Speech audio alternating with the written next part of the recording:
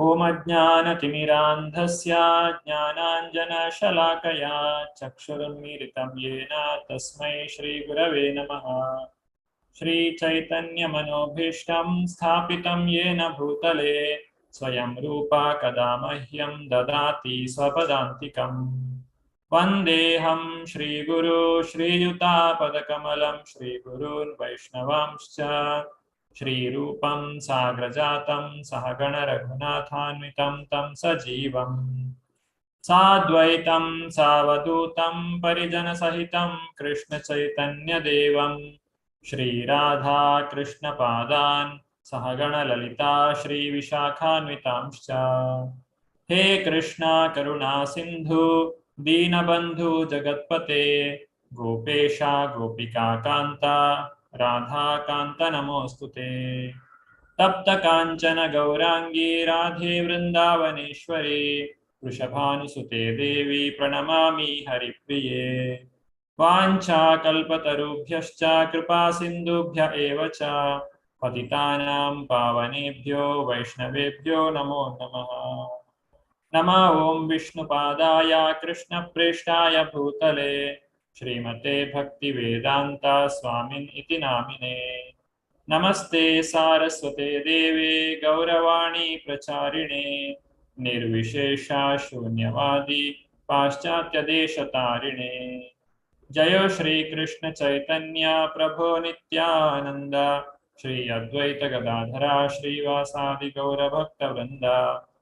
हरे कृष्णा कृष्ण कृष्ण हरे हरे हरे राम राम राम हरे हरे।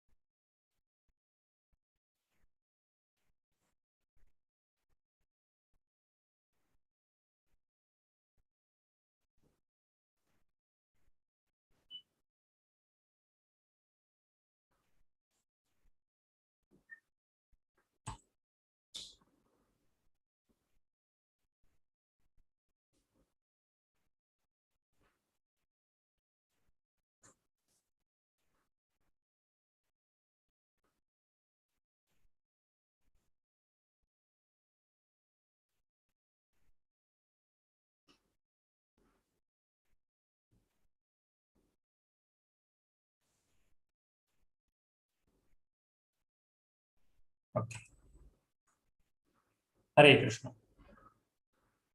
ಶ್ರೀಲ ಪ್ರಭುಪಾದರ ಆಶೀರ್ವಾದದಿಂದ ನಾವಿವತ್ತು ಭಗವದ್ಗೀತೆಯ 3ನೇ ಅಧ್ಯಾಯವನ್ನ ನೋಡಲಿದ್ದೇವೆ. ಶ್ರೀಲ ಪ್ರಭುಪಾದ ಕಿ ಜೈ.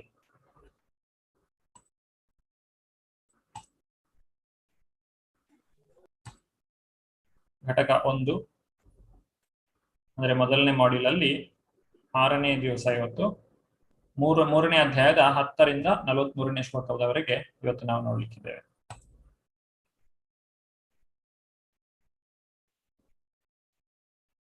ಐದನೇ ಅಧ್ಯಾಯದಲ್ಲಿ ನಾವೇನೆಲ್ಲ ನೋಡಿದ್ದೇವೆ ಅಂತ ಹೇಳಿದ್ರೆ, 5ನೇ ದಿನ ಅಂದ್ರೆ 2ನೇ ಅಧ್ಯಾಯದ 2ನೇ ಭಾಗದಲ್ಲಿ ಏನೆಲ್ಲ ನೋಡಿದ್ದೇವೆ ಅಂತ ಹೇಳಿದ್ರೆ, ಆ ಸ್ಥಿತಪ್ರಜ್ಞನ ಲಕ್ಷಣಗಳನ್ನ ನಾವು ನೋಡಿದ್ದೇವೆ.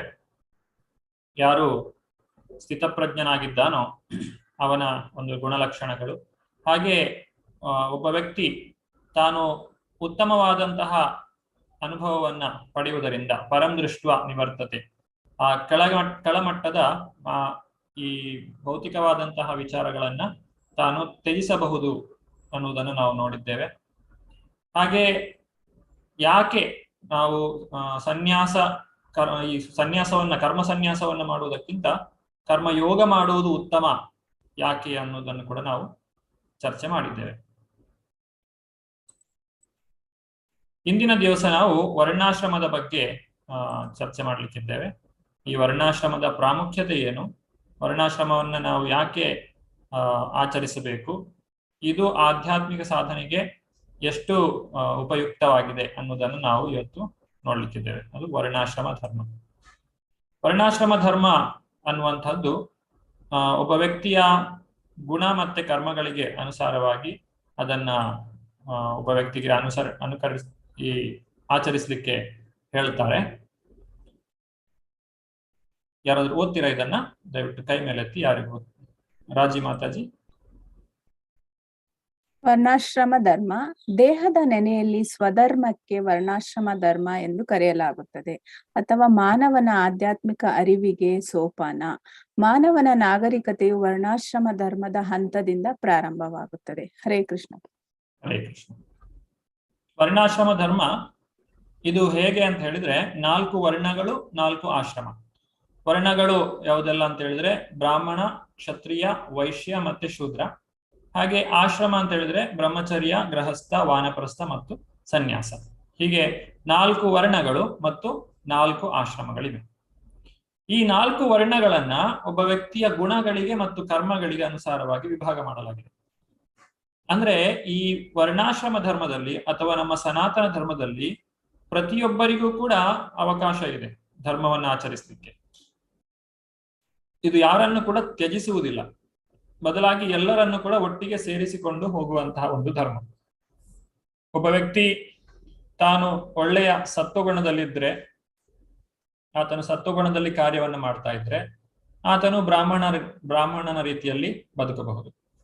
ಅದೇ ಒಬ್ಬ ವ್ಯಕ್ತಿ ತಮೋಗುಣದಲ್ಲಿದ್ದಾನೆ, ಆತನ ಒಂದು ಜೀವನ ಶೈಲಿ ತುಂಬಾ ತಾಮಸಿಕವಾಗಿದೆ ಅಂತ ಹೇಳಿದ್ರೆ ಆತನನ್ನ ಯಾವುದಕ್ಕೂ ಉಪಯೋಗಕ್ಕೆ ಬರದವನು ಅಂತ ಹೇಳಿ ತ್ಯಾಗ ಮಾಡುವುದಿಲ್ಲ. ಬದಲಾಗಿ ಅವನು ಇರುವಂತಹ ಯಾವ ಗುಣ ಇದೆ, ಅವನು ಯಾವ ಗುಣದಲ್ಲಿ ಅವನು ಆಚರಿಸ್ತಾ ಇದ್ದಾನೋ ಆ ಗುಣಕ್ಕೆ ಅನುಗುಣವಾಗಿ ಅವನಿಗೆ ಒಂದು ಧರ್ಮವನ್ನ ಹೇಳಲಾಗ್ತದೆ. ಅದು ವರ್ಣಾಶ್ರಮ ಧರ್ಮ. ಹಾಗೆ ರಜಗುಣದಲ್ಲಿರುವವನು ಕ್ಷತ್ರಿಯನಾಗಿ, ರಜಗುಣ ಮತ್ತೆ ತಮಗುಣಗಳ ಮಿಶ್ರವಾಗಿದ್ರೆ ಆತನು ವೈಶ್ಯನಾಗಿ ಕೆಲಸವನ್ನ ಮಾಡಬಹುದು. ಇದೆಲ್ಲವೂ ಕೂಡ ಆ ಒಂದು ಶರೀರಕ್ಕೆ ಸಂಬಂಧಪಟ್ಟದ್ದು ಅಥವಾ ಒಬ್ಬ ವ್ಯಕ್ತಿಯ ಗುಣಗಳಿಗೆ ಸಂಬಂಧಪಟ್ಟಂಥದ್ದು. ಈ ವರ್ಣಾಶ್ರಮ ಧರ್ಮ ಇದ್ರೆ ಮಾತ್ರ ಮಾನವ ನಾಗರಿಕತೆ ಅನ್ನುವಂಥದ್ದು ಇರಲಿಕ್ಕೆ ಸಾಧ್ಯ. ಪ್ರಪಂಚದ ಯಾವುದೇ ಭಾಗದಲ್ಲಾದ್ರೂ ಕೂಡ ಈ ವರ್ಣಾಶ್ರಮ ಧರ್ಮ ಇದೆ. ಆದ್ರೆ ವರ್ಣಾಶ್ರಮದ ಮೂಲ ಉದ್ದೇಶ ಹರಿತೋಷಣ, ಅದು ಮಾತ್ರ ಎಲ್ಲ ಕಡೆ ನಡೀತಾ ಇಲ್ಲ ಈ ಆಧ್ಯಾತ್ಮಿಕ ಈ ಒಂದು ಆಧುನಿಕ ಕಾಲದಲ್ಲಿ. ಧರ್ಮವನ್ನ ಸ್ಥಾಪನೆ ಮಾಡಿದ್ದು ಭಗವಂತನ ಒಂದು ಸೇವೆಗಾಗಿ. ಆದ್ರೆ ಜನರು ಅದನ್ನ ತಮ್ಮ ಸ್ವಂತ ಸ್ವಾರ್ಥಕ್ಕಾಗಿ ಅಥವಾ ತಮ್ಮ ವೈಯಕ್ತಿಕ ಜೀವನವನ್ನ ಭಗವಂತನನ್ನ ಮರೆತು ನಡೀಲಿಕ್ಕೋಸ್ಕರ ನಡೆಸ್ತಾ ಇದ್ದಾರೆ. ಕೇವಲ ಭಾರತದಲ್ಲಿ ಮಾತ್ರ ಈ ಬ್ರಾಹ್ಮಣ, ಕ್ಷತ್ರಿಯ, ವೈಶ್ಯ ಮತ್ತೆ ಶೂದ್ರರು ಇರುವುದಲ್ಲ, ಎಲ್ಲ ಕಡೆ ಇದ್ದಾರೆ. ಅವರನ್ನ ಬೇರೆ ಹೆಸರಿನಿಂದ ನಾವು ಕರೆಯುತ್ತೇವೆ ಅಷ್ಟೇ. ಈಗ ನಾವು ವಿದೇಶಗಳಲ್ಲಿ ನೋಡಿದ್ರು ಕೂಡ ಅಲ್ಲಿ ಕೂಡ ಒಂದು ಸಮಾಜಕ್ಕೆ ಅಥವಾ ಒಂದು ಸರ್ಕಾರಕ್ಕೆ ಮಾರ್ಗದರ್ಶನವನ್ನ ಮಾಡುವಂತಹ ಒಂದು ಬುದ್ಧಿವಂತರ ವರ್ಗ ಇರ್ತದೆ. ಹಾಗೆ ರಾಷ್ಟ್ರವನ್ನ ರಕ್ಷಣೆ ಮಾಡುವಂತಹ ಸೈನ್ಯ ಇರ್ತದೆ ಮತ್ತು ವ್ಯಾಪಾರವನ್ನ ಮಾಡುವಂತಹ ವ್ಯಾಪಾರಿಗಳ ವರ್ಗ ಕೂಡ ಪ್ರತಿಯೊಂದು ದೇಶದಲ್ಲಿಯೂ ಇದ್ದಾರೆ. ಹಾಗೆ ಎಲ್ಲರಿಗೂ ಕೂಡ ಸೇವೆಯನ್ನ ಮಾಡುವಂತಹದ್ದು ಅಥವಾ ಈ ಯಾರು ಇನ್ನೊಬ್ಬರ ಕೈ ಕೆಳಗೆ ದುಡಿಯುವವರು, ಇವರನ್ನ ಶೂದ್ರರು ಅಂತ ಕರೀತಾರೆ. ಈ 4 ವರ್ಗದವರು ಪ್ರಪಂಚದ ಪ್ರತಿಯೊಂದು ಭಾಗದಲ್ಲಿ ಇದ್ದಾರೆ. ಯಾಕಂದ್ರೆ ಇದು ಭಗವಂತನೇ ಮಾಡಿರುವಂತಹ ಒಂದು ವ್ಯವಸ್ಥೆ ಆಗಿರೋದ್ರಿಂದ ಇದು ಇಲ್ಲದೆ ನಮಗೆ ಬದುಕಲಿಕ್ಕೆ ಆಗುವುದಿಲ್ಲ. ಒಂದು ವೇಳೆ ವರ್ಣಾಶ್ರಮ ಧರ್ಮ ಇಲ್ಲದೆ ಹೋದ್ರೆ ಏನಾಗುತ್ತದೆ? ಇದನ್ನು ನಾವು ಕೆಲವೊಂದು ದೇಶಗಳಲ್ಲಿ ಕಾಣ್ತೇವೆ. ನಮ್ಮ ಅಕ್ಕಪಕ್ಕದ ದೇಶಗಳಲ್ಲಿ ಯಾವಾಗ ಈ ಸರ್ಕಾರವು ಒಂದು ಕೈ ಬಿಟ್ಟು ಬಿಡ್ತದೆ, ಜನರ ಕೈಯನ್ನು ಬಿಟ್ಟು ಬಿಡ್ತದೆ, ಅಥವಾ ತಮ್ಮ ಒಂದು ಏನು ಹತೋಟಿ ಇರ್ತದೋ ಸಮಾಜದಲ್ಲಿ ಅವರು ಅದನ್ನ ಕಳೆದುಕೊಂಡು ಬಿಡ್ತಾರೆ. ಅಥವಾ ಈ ಸೈನ್ಯ ಇರ್ತದೆ ಅಥವಾ ಮಿಲಿಟರಿ ಅಂತ ಹೇಳ್ತೇವೆ, ಅದು ಜನರಿಗೆ ರಕ್ಷಣೆಯನ್ನ ಕೊಡ್ಲಿಕ್ಕೆ ಸಾಧ್ಯವಾಗದೇ ಇದ್ದಾಗ ಜನರು ತಮ್ಮೊಳಗೆ ಅವರು ದರೋಡೆಯನ್ನ ಮಾಡ್ತಾರೆ, ಒಬ್ಬರನ್ನೊಬ್ಬರು ಕೊಲ್ತಾರೆ. ಈ ರೀತಿಯಾಗಿ ಆಗುವುದನ್ನ ನಾವು ಕಾಣ್ತೇವೆ.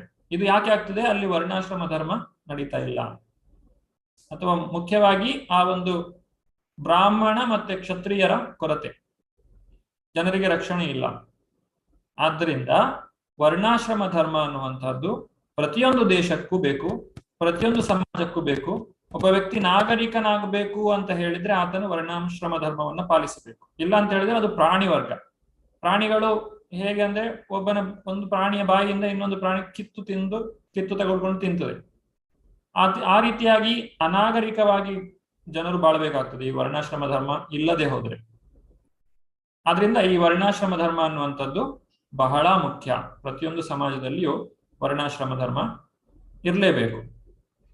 ಆದ್ರೆ ವರ್ಣಾಶ್ರಮ ಧರ್ಮವನ್ನ ಆಚರಿಸುವುದು ಆಧ್ಯಾತ್ಮಿಕ ಸಾಧನೆಗೆ ಅದು ಅತಿ ಮುಖ್ಯ ಅಂತ ಅನ್ನಿಸಿಕೊಳ್ಳುವುದಿಲ್ಲ.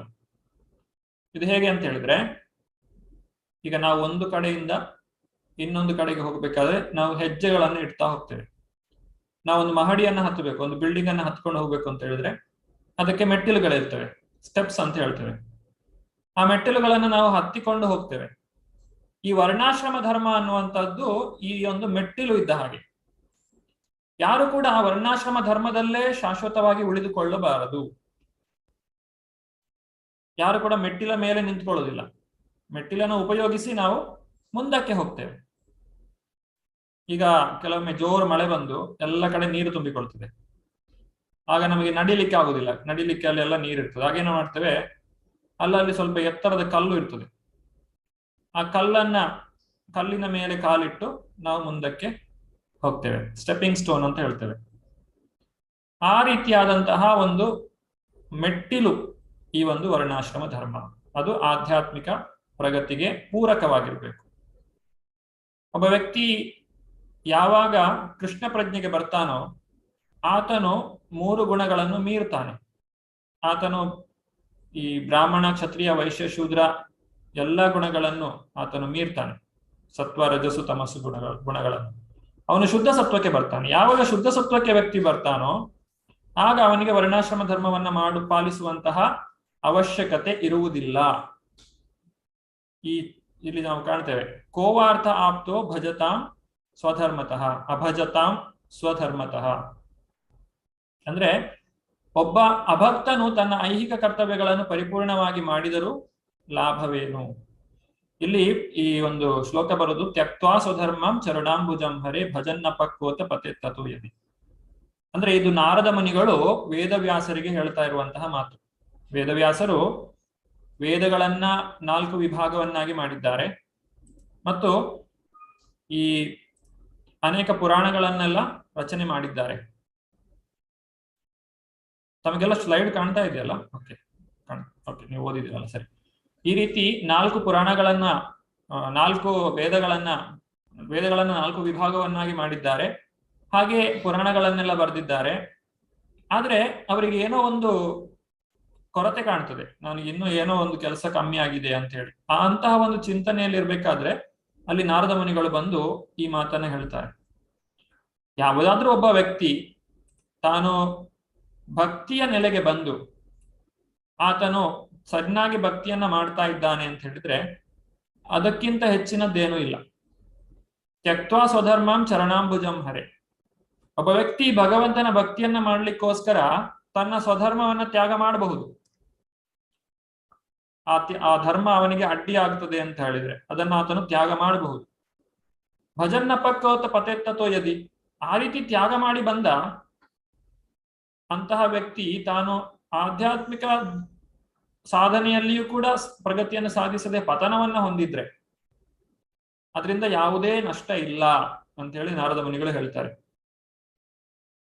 ಏನ್ ಹೇಳ್ತಾ ಇದ್ದಾರೆ? ನಾರದ ಮುನಿಗಳು ಹೇಳ್ತಾ ಇದ್ದಾರೆ, ಒಬ್ಬ ವ್ಯಕ್ತಿ ಭಕ್ತಿಗೆ ಬರ್ಲಿಕ್ಕೋಸ್ಕರ ತನ್ನ ಸ್ವಧರ್ಮವನ್ನ ಬಿಟ್ಟು ಬಿಡ್ತಾನೆ. ಆ ರೀತಿಯಾಗಿ ಬಿಟ್ಟು ಬಂದ ಮೇಲೆಯೂ ಕೂಡ ಅವನು ಇಲ್ಲಿಯೂ ವಿಫಲನಾಗ್ತಾನೆ, ಅಲ್ಲಿಯೂ ವಿಫಲನಾದ, ಇಲ್ಲಿಯೂ ವಿಫಲನಾದ. ಆದ್ರೂ ಕೂಡ ನಾರದ ಮುನಿಗಳು ಹೇಳೋದು ಏನು ನಷ್ಟ ಇಲ್ಲ, ಯಾಕಂದ್ರೆ ಅವನು ಒಳ್ಳೆಯ ಕಾರ್ಯಕ್ಕೋಸ್ಕರ ಬಂದಿದ್ದಾನೆ. ಅದೇ ಒಬ್ಬ ವ್ಯಕ್ತಿ ಎಲ್ಲ ಐಹಿಕ ಕರ್ತವ್ಯಗಳನ್ನ ಪರಿಪೂರ್ಣವಾಗಿ ಮಾಡ್ತಾ ಇದ್ದಾನೆ, ಎಲ್ಲ ವರ್ಣಾಶ್ರಮ ಧರ್ಮವನ್ನು ಚೆನ್ನಾಗಿ ಪಾಲನೆ ಮಾಡ್ತಾ ಇದ್ದಾನೆ, ಅದರಿಂದ ಲಾಭ ಏನು? ಏನು ಲಾಭ ಇಲ್ಲ ಅಂತ ಹೇಳ್ತಾರೆ ನಾರದ ಮುನಿಗಳು. ಯಾಕಂದ್ರೆ ಅವನು ಮೂಲ ಗುರಿಯನ್ನ ಸಾಧನೆ ಮಾಡ್ತಾ ಇಲ್ಲ, ಕೇವಲ ವರ್ಣಾಶ್ರಮ ಧರ್ಮವನ್ನ ಪಾಲನೆ ಮಾಡ್ತಾ ಇದ್ದಾನೆ. ಅಂದ್ರೆ ಭಗವಂತನ ಭಕ್ತಿಗೆ ಪೂರಕವಾಗಿಲ್ಲದ ಇರುವಂತಹ ವರ್ಣಾಶ್ರಮ ಧರ್ಮವನ್ನ ಪಾಲನೆ ಮಾಡುವ ಅಗತ್ಯ ಇಲ್ಲ. ಯಾರು ಈಗಾಗಲೇ ಭಗವಂತನ ಭಕ್ತಿಗೆ ಬಂದಿದ್ದಾರೋ ಅವರಿಗೆ ವರ್ಣಾಶ್ರಮದ ಅಗತ್ಯ ಇಲ್ಲ. ಈ ವರ್ಣಾಶ್ರಮ ಧರ್ಮ ಒಬ್ಬ ವ್ಯಕ್ತಿಗೆ ಒಂದು ಆಧ್ಯಾತ್ಮಿಕ ನೆಲೆಗೆ ಏರ್ಲಿಕ್ಕೆ ಸಹಾಯವನ್ನ ಮಾಡ್ತದೆ.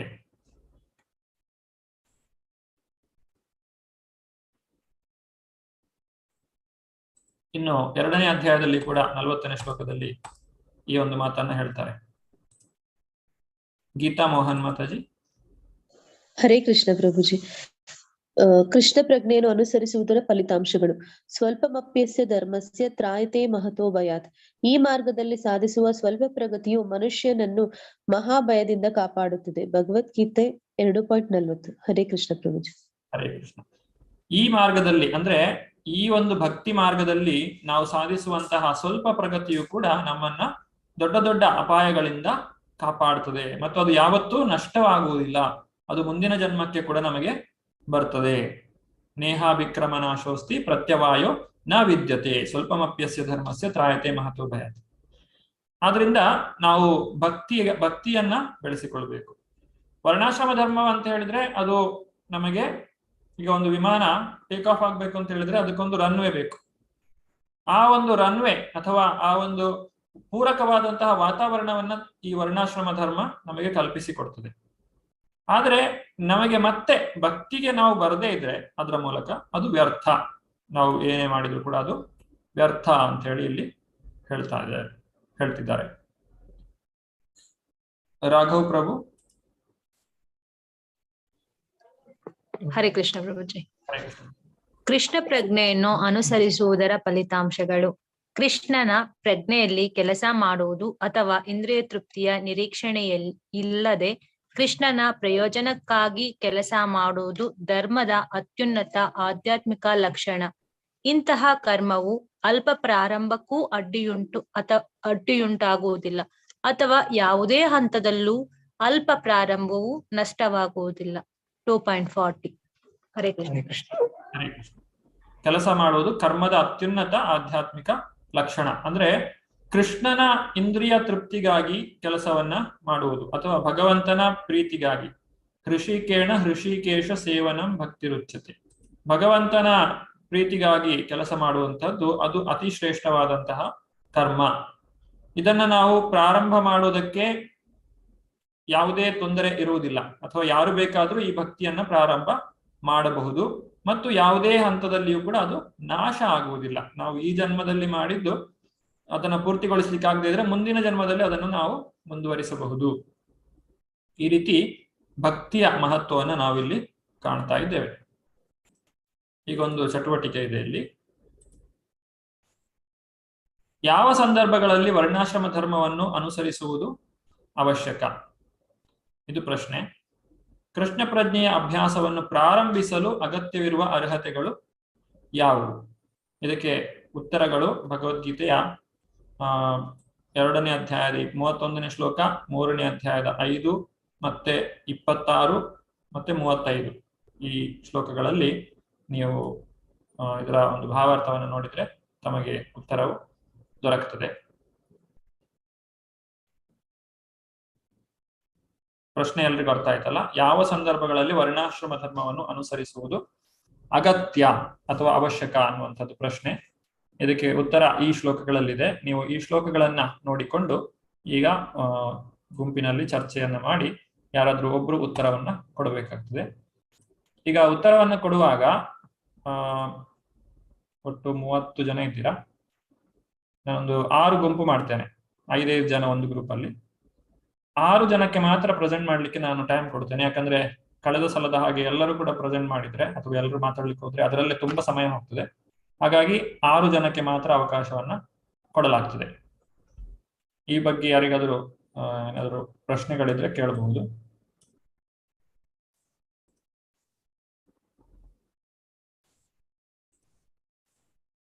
ಕೈ ಮೇಲೆ ಪ್ರಶ್ನೆಗಳನ್ನ ಕೇಳಬಹುದು. ಯಾರಿಗೂ ಏನು ಪ್ರಶ್ನೆ ಇಲ್ಲ ಅಂತ ಹೇಳಿದ್ರೆ ಈಗ ನಾವು ಬ್ರೇಕ್ಔಟ್ ರೂಮ್ ಅನ್ನು ಮಾಡ್ತಾ ಇದ್ದೇವೆ. 5, 6 ಗ್ರೂಪ್ ಮಾಡ್ತಾ ಇದ್ದೇನೆ. ಒಂದು ಗ್ರೂಪಿಗೆ 5 ಜನ ಇರ್ತೀರ. ಡಿಸ್ಕಷನ್ ಮಾಡ್ಲಿಕ್ಕೆ 3 ನಿಮಿಷಗಳ ಕಾಲ ಇದೆ. ಪ್ರೆಸೆಂಟೇಷನ್ ಮಾಡಲಿಕ್ಕೆ 2 ನಿಮಿಷಗಳ ಕಾಲಾವಕಾಶ ಇರ್ತದೆ.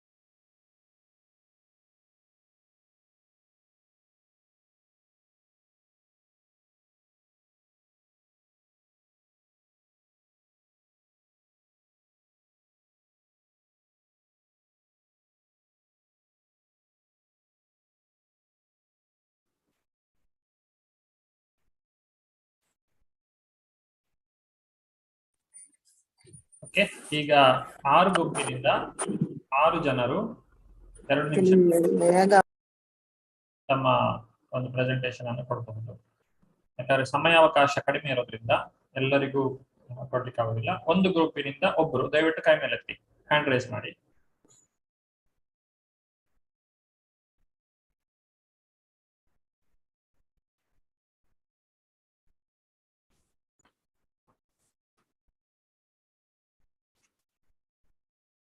ಛಾಯಾ ಮಾತಾಜಿ. ಪ್ರಭುಜಿ, ಟೈಮ್ ಬಹಳ ಕಡಿಮೆ ಆಯ್ತು, ಯಾಕೆಂದ್ರೆ ನಾವಿಷ್ಟು ಶ್ಲೋಕಗಳನ್ನು ಇದು ಮಾಡ್ಕೊಳ್ಳಕ್ಕೆ. ಬಟ್ ಜನರಲ್ ಆಗಿ ಹೇಳೋದಾದ್ರೆ, ನಾವು ಮಕ್ಕಳಾಗಿದ್ದಾಗ್ಲೇ ನಾವು ಕೃಷ್ಣ ಪ್ರಜ್ಞೆಯನ್ನು ಅವ್ರಿಗೆ ಕೊಟ್ರೆ ತುಂಬಾನೇ ಒಳ್ಳೇದದು. ಆಗ್ಲಿಂದಲೇ ಬರುತ್ತೆ. ನಮ್ಗೆಲ್ಲ ಮೊದಲೇ ಕೊಟ್ಟಿದ್ರೆ ನಾವು ಇನ್ನೂ ಯಾವ ಇದಕ್ಕೆ ರೀಚ್ ಆಗ್ತಿದ್ವೋ ಗೊತ್ತಿಲ್ಲ. ನಾವು ಇದು ಮಧ್ಯದಲ್ಲಿ ನಾವು ನಡ್ಕೊಂಡು ಬರ್ತಾ ಇರೋದು ಸ್ವ ಇಚ್ಛೆಯಿಂದ, ಅದೊಂದು. ಆಮೇಲೆ ಆಕ್ಚುಲಿ 4 ವಿಧವಾದ ಜನರು ಸಾಮಾನ್ಯವಾಗಿ ಕೃಷ್ಣ ಪ್ರಜ್ಞೆಗೆ ಹೋಗ್ತಾರೆ ಅಂತ ನಮ್ಮಲ್ಲಿ ನಮ್ಮ ಗುರುಗಳು ಹೇಳ್ತಾ ಇರ್ತಾರೆ. ಕಷ್ಟದಲ್ಲಿರೋರು, ಇನ್ನೊಬ್ರು ತುಂಬಾ ದುಃಖ ಅದು ಇರೋರು ಅಂತ. ಇಲ್ಲಿ ಈ ಶ್ಲೋಕದಲ್ಲಿ ನಾವು ಒಂದು ಶ್ಲೋಕನೇ ನಾನು ರೆಫರ್ ಮಾಡಕ್ಕಾಗಿದ್ದು, 1 ಶ್ಲೋಕ ಅಷ್ಟೇ. ಇಲ್ಲಿ ಹೇಳೋದಾದ್ರೆ ಇದು ಯಾವುದೇ ಪರಿಶುದ್ಧತೆಯ ಪ್ರಕ್ರಿಯೆ ಅಥವಾ ಸನ್ಯಾಸವು ಅಂತಿಮ ಗುರಿಯಾದ ಕೃಷ್ಣ ಪ್ರಜ್ಞೆಯನ್ನು ಮುಟ್ಟಲು ನೆರವಾಗುತ್ತದೆ ಅಂತ ಇದೆ. ಮಕ್ಕಳಿಗೆ ನಾವು ಮಕ್ಕಳಿಂದಲೇ ಅವ್ರಿಗೆ ಸಾತ್ವಿಕ ಫುಡ್ ಅನ್ನು ಕೊಡ್ಬೇಕು. ಸಾತ್ವಿಕತೆ ಅಂದ್ರೆ ಏನು, ಒಳ್ಳೇದು ಕೆಟ್ಟದ್ದು ಎಲ್ಲ ನೋಡಿ ಅವರನ್ನ ಮಕ್ಕಳನ್ನ ಬೆಳೆಸಿ ನಾವು ಕೃಷ್ಣ ಪ್ರಜ್ಞೆಗೆ ಹೋಗುವಂತದ್ದಾಗ್ಬೇಕು. ಅಥವಾ ಮನುಷ್ಯನಿಗೆ ಬರುವಂತ ನಾನಾ ತರದ ಪ್ರಾಬ್ಲಮ್ ಇಂದ ಅವರೇ ಕೃಷ್ಣ ಪ್ರಜ್ಞೆಗೆ ಹೋಗ್ತಾರೇನೋ, ಅಥವಾ ಕೃಷ್ಣನ ದಯೆಯಿಂದನೇ ನಾವು ಹಿಂದಿನ ಜನ್ಮದ ಪುಣ್ಯ ಇರುತ್ತಲ್ಲ, ಪಾಪ ಪುಣ್ಯಗಳು, ಅದರ ಒಂದು ಇದರಿಂದ ನಾವು ನಮ್ಗೆ ಕೃಷ್ಣ ಪ್ರಜ್ಞೆಯನ್ನು ದೇವರೇ ನಮಗ್ ಕೊಡ್ತಾನೋ ಏನೋ ಗೊತ್ತಿಲ್ಲ. ಇಷ್ಟೇ ಪ್ರಭುಜಿ. ಬಟ್ ರಾಧಾ ಮಾತಾಜಿನು ವಿಜಯಲಕ್ಷ್ಮಿ ಮಾತಾಜಿ ಇದ್ದಾರೆ, ಅವರು ರೈಸ್ ಮಾಡ್ತಾರೋ ಹ್ಯಾಂಡ್ ಇಲ್ವೋ ಅಂತ ನಾನೇ ರೈಸ್ ಮಾಡಿದೆ. ಅವ್ರು ಹೇಳ್ತಾರೆ ಪ್ರಭುಜಿ. ನಮ್ ಗ್ರೂಪ್ ಇಂದ ಒಂದ್ ಸ್ವಲ್ಪ ಹೇಳಿ ಪ್ರಭುಜಿ, ಯಾಕೋ ಇವತ್ತು ಎಲ್ಲ ರೆಫರ್ ಮಾಡಕ್ ಕಷ್ಟ ಆಗೋಯ್ತು. Thank you Prabhuji. ಹರೇ ಕೃಷ್ಣ. ಹರೇ ಕೃಷ್ಣ. ಶಶಿಕುಮಾರ್ ಪ್ರಭು. ಹರೇ ಕೃಷ್ಣ. ಹರೇ ಕೃಷ್ಣ ಪ್ರಭುಜಿ. ಹರೇ ಕೃಷ್ಣ. ಒಂದ್ ನಿಮಿಷ ಸ್ವಲ್ಪ ಸೆಟ್ ಮಾಡ್ಕೋತೀನಿ.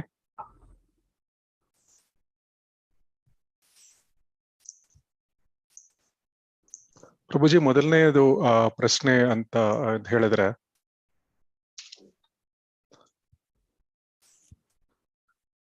ಮೊದಲನೇ ಪ್ರಶ್ನೆಜು ಇದು ಸ್ವಧರ್ಮ ಮೊದಲು ಮಾಡಬೇಕು. ಕೃಷ್ಣನು ಅರ್ಜುನನಿಗೆ ಅದೇ ಒಂದು ವಾದವನ್ನು ಮಂಡಿಸ್ತಾನೆ. ಸೊ ಒಂದು ಯುದ್ಧ ಭೂಮಿಯಲ್ಲಿ ನೀನು ಸ್ವಧರ್ಮ ಮಾಡಿಕೊಂಡು ಸ್ವಧರ್ಮದಲ್ಲಿ ಸಾಯುವುದೇ ಉತ್ತಮ. ಅದರಿಂದ ನೀನು ಸ್ವರ್ಗಕ್ಕೆ ಹೋಗ್ತೀಯ, ಅಥವಾ ಗೆದ್ದರೆ ಕೂಡ ನಿನಗೆ ರಾಜ್ಯ ಸಿಗುತ್ತೆ.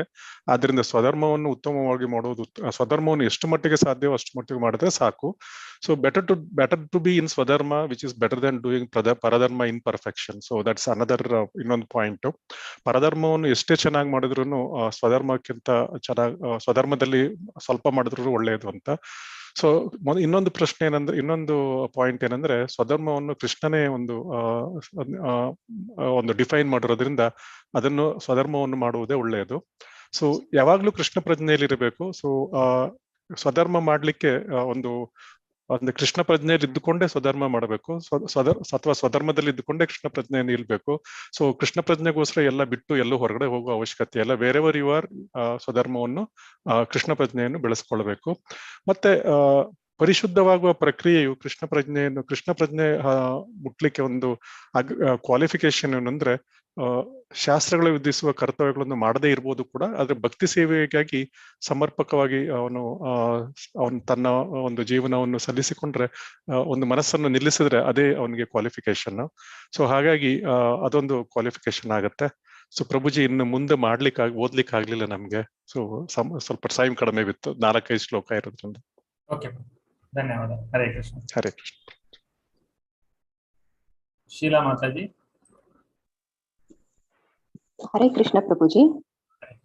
ನಮಗೂ ಅಷ್ಟೇ ಕಾಲಾವಕಾಶ ತುಂಬಾ ಕಡಿಮೆ ಇರೋದ್ರಿಂದ 1-2 ಪಾಯಿಂಟ್ಗಳನ್ನ ಮಾತ್ರ ಹೇಳ್ತಿದ್ದೀನಿ, ದಯವಿಟ್ಟು ಕ್ಷಮಿಸ್ಬೇಕು ಪ್ರಭುಜಿ. ಕಂಪ್ಲೀಟ್ ಮಾಡ್ಲಿಕ್ಕೂ ಆಗ್ಲಿಲ್ಲ.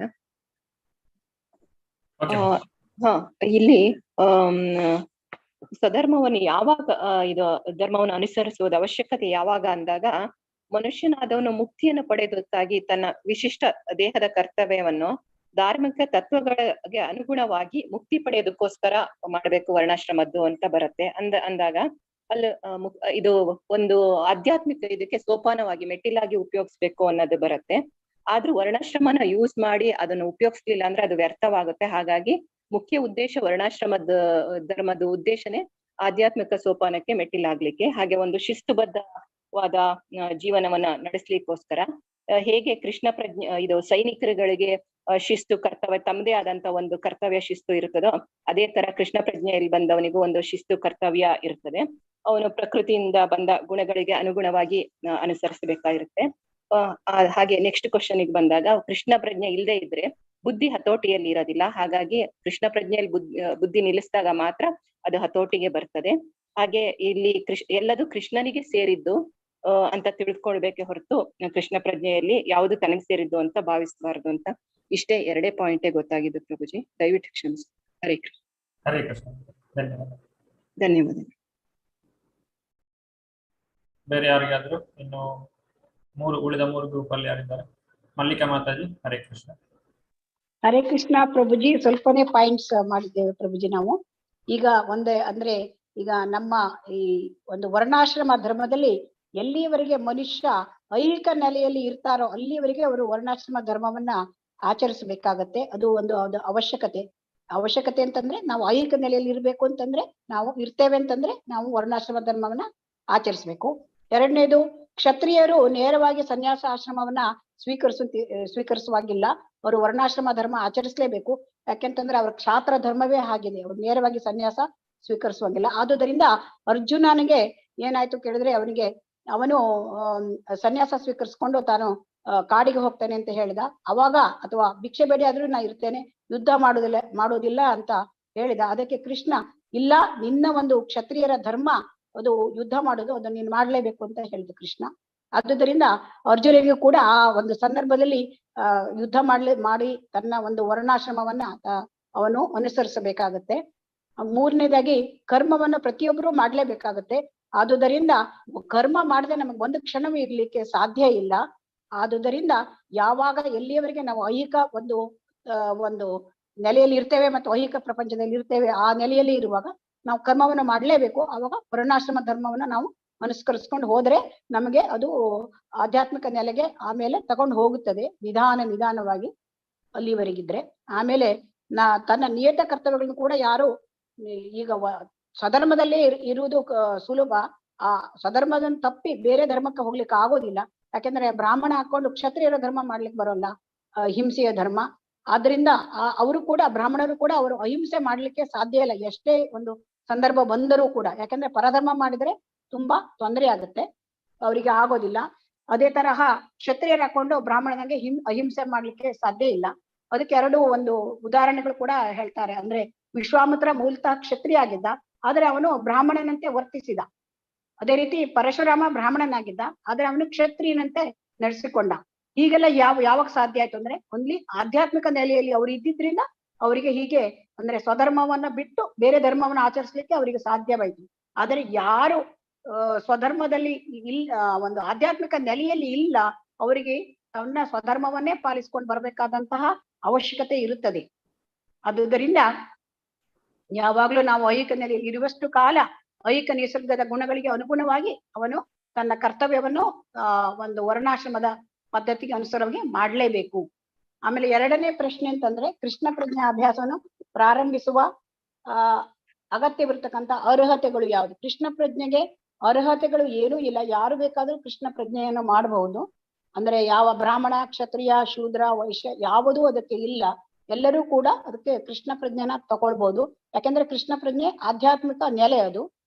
ಅದನ್ನ ಐಹಿಕ ನೆಲೆಯನ್ನ ಬಿಡಬೇಕು ಹೇಳೋದು ಒಂದೇ ಒಂದು ಅವರಿಗೆ ಒಂದು ಕ್ವಾಲಿಫಿಕೇಶನ್ ಅಷ್ಟೇ. ಅದಿದ್ರೆ ಮಾತ್ರ ಅವರು ಯಾರು ಬೇಕಾದ್ರೂ ತಕೊಳ್ಬಹುದು. ಪ್ರಭುಜಿ ಇಷ್ಟೇ. ಹರೇ ಕೃಷ್ಣ. ನನ್ನ ಗುಂಪಿನಲ್ಲಿ ಯಾರಾದ್ರೂ ಏನಾದ್ರು ಆಡ್ ಮಾಡಿದ್ರೆ ಮಾಡಬಹುದು. ನಮ್ಗೆ ಇಷ್ಟೇ ಆಯ್ತು ಪ್ರಭುಜಿ. ಫುಲ್ ಡೀಟೇಲ್ ಓದ್ಲಿಕ್ಕೆ ಆಗ್ಲಿಲ್ಲ ಪ್ರಭುಜಿ. ಓಕೆ ಮಾತಾಜಿ, ಚೆನ್ನಾಗಿ ಹೇಳಿದ್ದೀರಾ, ಧನ್ಯವಾದ. ಹರೇ ಕೃಷ್ಣ. ಹರೇ ಕೃಷ್ಣ ಪ್ರಭುಜಿ. ಗೀತಾ ಮೋಹನ್ ಮಾತಾಜಿ. ಹರೇ ಕೃಷ್ಣ ಪ್ರಭುಜಿ. ಮಲ್ಲಿಕಾ ಮಾತಾಜಿ ಹೇಳಿದಾಗೆ ಆಧ್ಯಾತ್ಮಿಕ ನೆಲೆಯಲ್ಲಿ ಇರೋರು ಮಾತ್ರನೇ ವರ್ಣಾಶ್ರಮ ಧರ್ಮವನ್ನ ಉಲ್ಲಂಘಿಸಬಹುದು. ಬೇರೆ ಭೌತಿಕವಾದಿಗಳು ಅದನ್ನ ಮಾಡೋ ಹಾಗಿಲ್ಲ. ಈ ವರ್ಣಾಶ್ರಮ ಧರ್ಮ ಇರೋದು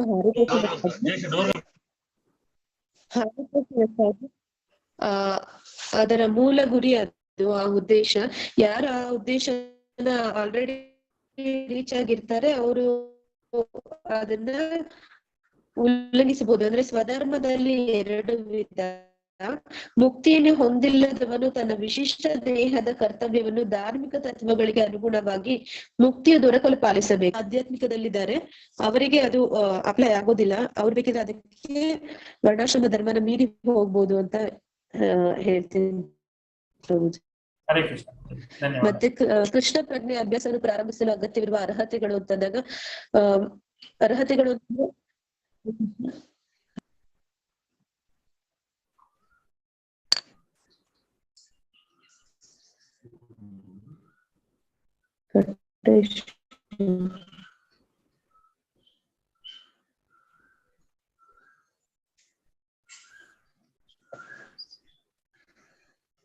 ಓಕೆ ಮಾತಾಜಿ.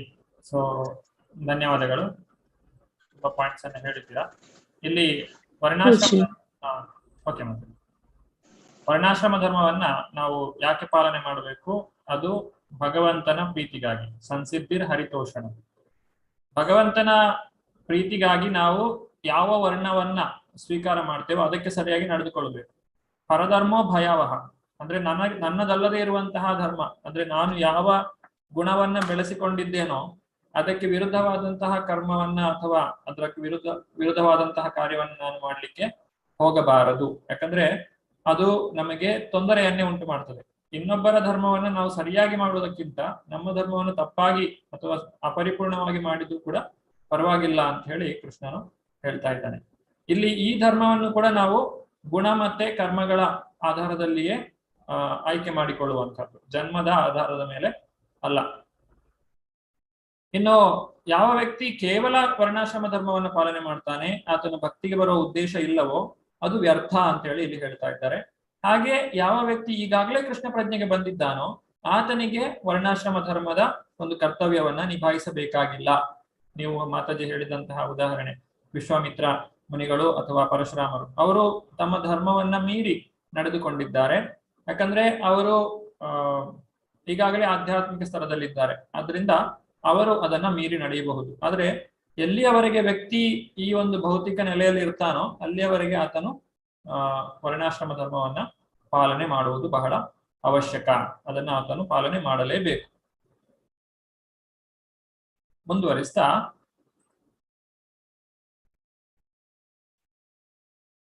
ಪ್ರಭುಪಾದರು ಕೃಷ್ಣ ಪ್ರಜ್ಞೆಯ ಬಗ್ಗೆ ಇಲ್ಲಿ ತಿಳಿಸಿಕೊಡ್ತಾ ಇದ್ದಾರೆ.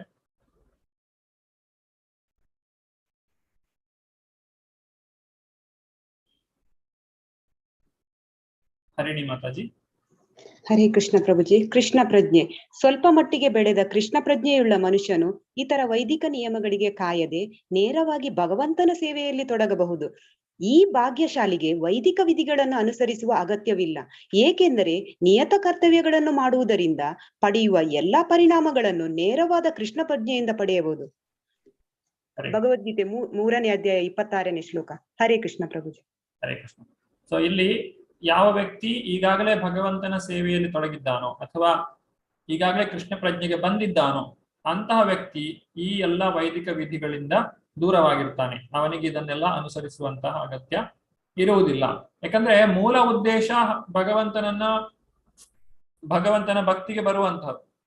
ಆದ್ರೆ ಈಗಾಗಲೇ ಈತನು ಭಗವಂತನ ಭಕ್ತಿಗೆ ಬಂದು ಆಗಿದೆ, ಆದ್ರಿಂದ ಮತ್ತೆ ಆತನು ಆ ಒಂದು ಕರ್ತವ್ಯವನ್ನ ನಿಭಾಯಿಸದೇ ಇದ್ರೂ ಕೂಡ ಅದರಿಂದ ಏನೂ ತೊಂದರೆ ಆಗುವುದಿಲ್ಲ. ಅದನ್ನ ನಡೆಸದೇ ಇದ್ರೂ ಕೂಡ ಆತನು ತಪ್ಪಿತಸ್ಥನಾಗುವುದಿಲ್ಲ ಅಂತ ಹೇಳಿ ಇಲ್ಲಿ ನಾವು ಅರ್ಥ ಮಾಡಿಕೊಳ್ಬಹುದು. ನಾ ಬುದ್ಧಿ ಭೇದಂ ಜನಯೇತ್ ಅಜ್ಞಾನಂ ಕರ್ಮ ಸಂಗೀನಾಂ ಜೋಷಯೇತ್ ಸರ್ವಕರ್ಮಾಣಿ ವಿದ್ವಾನ್ಯುಕ್ತ ಸಮಾಚರಂ.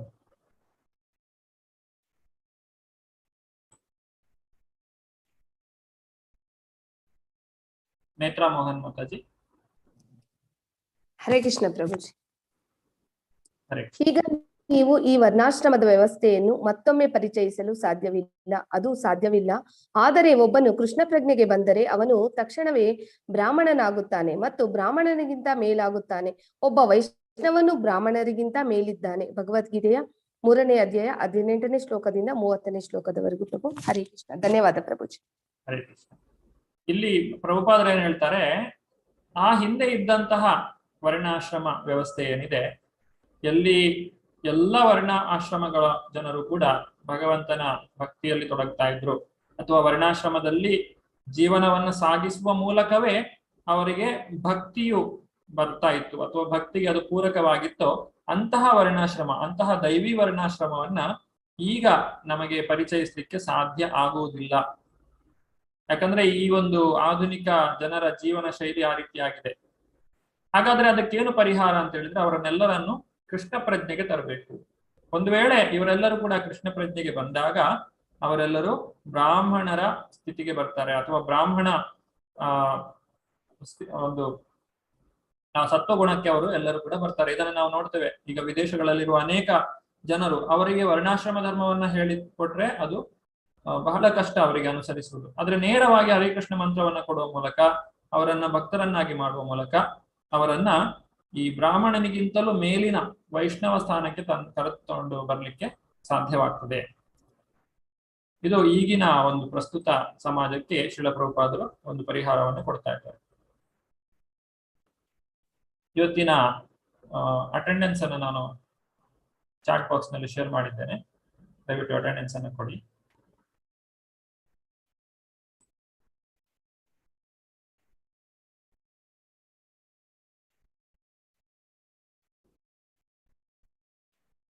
ಈ ರೀತಿ ಭಗವಂತನು ಅರ್ಜುನನ 4 ವಾದಗಳನ್ನ ಇಲ್ಲಿ ವಾದಗಳಿಗೆ ಉತ್ತರವನ್ನು ಕೊಡ್ತಾ ಇದ್ದಾನೆ. ಮೊದಲನೆಯದ್ದು ಅರ್ಜುನನಲ್ಲಿದ್ದಂತಹ ಅನುಕಂಪ, ಅದಕ್ಕೆ ಆತ್ಮಜ್ಞಾನವನ್ನು ಕೊಡುವ ಮೂಲಕ ಭಗವಂತ ಆತನ ಒಂದು ವಾದವನ್ನ ಖಂಡಿಸ್ತಾನೆ. ಇನ್ನು ಆನಂದವಿಲ್ಲ ಅಂತ ಹೇಳಿದಕ್ಕೆ ಕರ್ಮಕಾಂಡವನ್ನ ಆಚರಿಸುವ ಮೂಲಕ ಹೇಗೆ ವ್ಯಕ್ತಿ ಸಂತೋಷವಾಗಿರಬಹುದು ಈ ಪ್ರಪಂಚದಲ್ಲಿ ಅನ್ನೋದನ್ನ ತಿಳಿಸಿಕೊಡ್ತಾನೆ. ಪಾಪದ ಪ್ರತಿಕ್ರಿಯೆಗಳು ಬರ್ತವೆ ಅಂತ ಹೇಳಿದಾಗ ಬುದ್ಧಿಯೋಗವನ್ನ ಮಾಡು ಅಥವಾ ಕರ್ಮಯೋಗವನ್ನ ಮಾಡು. ಇದನ್ನ ಈ ರೀತಿಯಾಗಿ ಕರ್ಮ ಮಾಡೋದ್ರಿಂದ ಯಾವುದೇ ಪ್ರತಿಕ್ರಿಯೆಯು ಕೂಡ ಬರುವುದಿಲ್ಲ. ಇನ್ನು ರಾಜ ವಂಶದ ನಾಶ ಅಂತ ಹೇಳಿದಕ್ಕೆ ಆತನು ಕರ್ಮಯೋಗವನ್ನ ಮಾಡುವುದರಿಂದ ನಾವು ಈ ಸಮಾಜದಲ್ಲಿ ಶಾಂತಿಯನ್ನ ನೆಲೆಸಲಿಕ್ಕೆ ಸಾಧ್ಯ ಇದೆ ಅಂತ ಹೇಳಿ ಇಲ್ಲಿ ಹೇಳುವಂಥದ್ದು. ಇನ್ನು ಮುಂದಕ್ಕೆ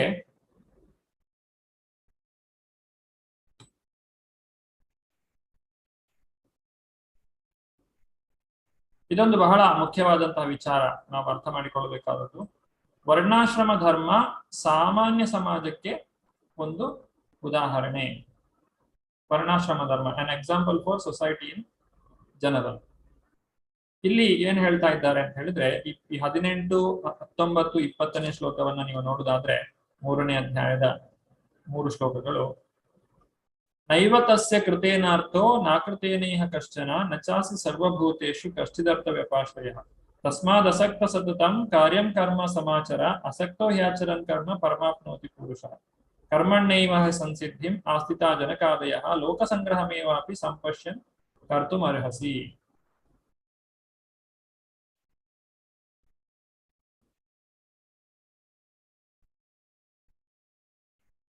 ಮಲ್ಲಿಕಾ ಮಾತಾಜಿ ಇದನ್ನು ಓದ್ತೀರಾ? ಹರೇ ಕೃಷ್ಣ ಪ್ರಭುಜಿ. ವರ್ಣಾಶ್ರಮ ಧರ್ಮವು ಸಾಮಾನ್ಯ ಸಮಾಜಕ್ಕೆ ಒಂದು ಉದಾಹರಣೆ. ಆತ್ಮಸಾಕ್ಷಾತ್ಕಾರಗೊಂಡ ವ್ಯಕ್ತಿಯು ತನ್ನ ನಿಗದಿತ ಕರ್ತವ್ಯಗಳನ್ನು ಪೂರೈಸಲು ಯಾವುದೇ ಉದ್ದೇಶವನ್ನು ಹೊಂದಿರುವುದಿಲ್ಲ, ಅಥವಾ ಅಂತಹ ಕೆಲಸವನ್ನು ಮಾಡದಿರಲು ಅವನಿಗೆ ಯಾವುದೇ ಕಾರಣವಿರುವುದಿಲ್ಲ. ಆದ್ದರಿಂದ ಸಾಮಾನ್ಯವಾಗಿ ಜನರಿಗೆ ಶಿಕ್ಷಣ ನೀಡುವ ಸಲುವಾಗಿ ನೀವು ನಿಮ್ಮ ಕೆಲಸವನ್ನು ನಿರ್ವಹಿಸಬೇಕು. ಭಗವದ್ಗೀತಾ 3.18-20. ಹರೇ ಕೃಷ್ಣ. ಧನ್ಯವಾದಗಳು ಪ್ರಭುಜಿ. ಹರೇ ಕೃಷ್ಣ. ಇಲ್ಲಿ ಒಂದು ವಿಚಾರ ನಾವು ಅರ್ಥ ಮಾಡಿಕೊಳ್ಬೇಕು. ಯಾವ ಕಾರಣಕ್ಕಾಗಿ ಹಾಗಾದ್ರೆ ಒಬ್ಬ ಭಕ್ತನಾದವನು ಕೆಲಸ ಮಾಡಬೇಕು? ಅರ್ಜುನ ಹೇಳಿದ ನಾನು ಯುದ್ಧ ಮಾಡುವುದಿಲ್ಲ ಅಂತ ಹೇಳಿ. ಇಲ್ಲಿ ಭಗವಾನ್ ಶ್ರೀಕೃಷ್ಣ ಹೇಳ್ತಾ ಇರುವಂತದ್ದು ನೀನು ಯುದ್ಧ ಮಾಡಬೇಕು. ಆದ್ರೆ ಕೊನೆಗೆ ಹೇಳೋದು ಯಾವ ವ್ಯಕ್ತಿ ಭಕ್ತಿಯಲ್ಲಿದ್ದಾನೋ ಆತನಿಗೆ ಯಾವುದೇ ಕರ್ಮ ಇಲ್ಲ. ಹಾಗಾದ್ರೆ ಅರ್ಜುನನಿಗೆ ಕೂಡ ಆತನು ಭಗವಂತನ ಭಕ್ತನಾಗಿರುವುದರಿಂದ ಅವನು ಯಾವುದೇ ಕರ್ಮವನ್ನ ಮಾಡಬೇಕಾಗಿಲ್ಲ. ಅಂದ್ರೆ ನಿಯಮದ ಪ್ರಕಾರ ಆತನಿಗೆ ಯಾವುದೇ ಕರ್ಮವನ್ನ ಮಾಡುವ ಅಗತ್ಯ ಇಲ್ಲ. ಆದರೆ ಒಬ್ಬ ಭಕ್ತನಾದವನು ಕೂಡ ಕರ್ಮವನ್ನ ಮಾಡ್ತಾನೆ. ಯಾತಕ್ಕೋಸ್ಕರ ಮಾಡ್ತಾನೆ? ಅವನು ಕರ್ಮ ಬಂಧನದಿಂದ ಮಾಡುವುದಿಲ್ಲ, ಬದಲಾಗಿ ಇನ್ನೊಬ್ಬರಿಗೆ ಉದಾಹರಣೆಯನ್ನು ಕೊಡ್ಲಿಕ್ಕೋಸ್ಕರ ಕರ್ಮವನ್ನ ಮಾಡ್ತಾನೆ. ಈಗ ಶ್ರೀಕೃಷ್ಣನು ಕೂಡ ಸಾಂದೀಪನಿ ಮುನಿಯನ್ನ ತನ್ನ ಗುರುವನ್ನಾಗಿ ಸ್ವೀಕರಿಸಿದ್ದಾನೆ. ಅದರ ಅರ್ಥ ಕೃಷ್ಣನಿಗೆ ಜ್ಞಾನವನ್ನ ಪಡೆಯುವಂತಹ ಅವಶ್ಯಕತೆ ಇದೆ ಅಂತಲ್ಲ. ಸೃಷ್ಟಿಕರ್ತನಾದಂತಹ ಬ್ರಹ್ಮನಿಗೆ ಜ್ಞಾನವನ್ನ ಕೊಟ್ಟಂತಹ ಶ್ರೀಕೃಷ್ಣ ಈಗ ಈ ಸಾಂದೀಪನಿ ಮುನಿಗಳಿಂದ ಪಡೆಯಬೇಕಾದಂತಹ ಜ್ಞಾನ ಏನೂ ಇಲ್ಲ, ಭಗವಂತನಿಗೆ ಎಲ್ಲವೂ ತಿಳಿದಿದೆ. ಆದರೂ ಸಹ ಶ್ರೀಕೃಷ್ಣ ಸಾಂದೀಪನಿ ಮುನಿಗಳನ್ನ ತನ್ನ ಗುರುವನ್ನಾಗಿ ಸ್ವೀಕಾರ ಮಾಡ್ತಾನೆ. ಯಾತಕ್ಕೋಸ್ಕರ? ಯಾಕೆಂತ ಹೇಳಿದ್ರೆ ನಾಳೆ ದಿವಸ ಶ್ರೀಕೃಷ್ಣ ಗುರುವನ್ನ ತೆಗೆದುಕೊಳ್ಳಿಲ್ಲ, ಇನ್ನು ನನಗೆ ಯಾಕೆ ಗುರುಗಳು ಬೇಕು ಅಂತೇಳಿ ಜನ ಹೇಳಬಾರ್ದು. ಜನರು ಸರಿಯಾದ ಮಾರ್ಗದಲ್ಲಿ ನಡೆಯಬೇಕು. ಹಾಗಾಗಿ ಯಾವ ವ್ಯಕ್ತಿ ಭಕ್ತಿಯಲ್ಲಿದ್ದಾನೋ ಅಥವಾ ಭಕ್ತಿ ಮಾರ್ಗದಲ್ಲಿ ಪ್ರಗತಿಯನ್ನು ಸಾಧಿಸಿದ್ದಾನೋ ಅವನಿಗೆ ಕರ್ಮದ ಬಂಧನ ಇಲ್ಲ, ಅವನು ಮಾಡಬೇಕಾದದ್ದು ಯಾವುದೂ ಇಲ್ಲ. ಅವನು ಅದನ್ನ ಮಾಡದೇ ಇದ್ರೂ ಅದರಿಂದ ಏನು ತಪ್ಪಾಗುವುದಿಲ್ಲ, ಆದ್ರೂ ಅವನು ಅದನ್ನ ಮಾಡ್ತಾನೆ. ಯಾಕೆಂತ ಹೇಳಿದ್ರೆ ಜನರಿಗೆ, ಸಾಮಾನ್ಯ ಜನರು ಅವನನ್ನ ಅನುಸರಿಸ್ತಾ ಇದ್ದಾರೆ, ಅವರಿಗೆ ಯಾವುದೇ ಒಂದು ಕೆಟ್ಟ ಉದಾಹರಣೆಯನ್ನ ಕೊಡಬಾರದು ಅನ್ನುವಂತಹ ಉದ್ದೇಶಕ್ಕೋಸ್ಕರ ನಾವು ಭಕ್ತರಾದವರು ಕೆಲಸವನ್ನ ಮಾಡಬೇಕು. ಅದರ ಅರ್ಥ ಏನು? ಅರ್ಜುನನು ಈಗ ಯುದ್ಧವನ್ನ ಮಾಡಬೇಕು.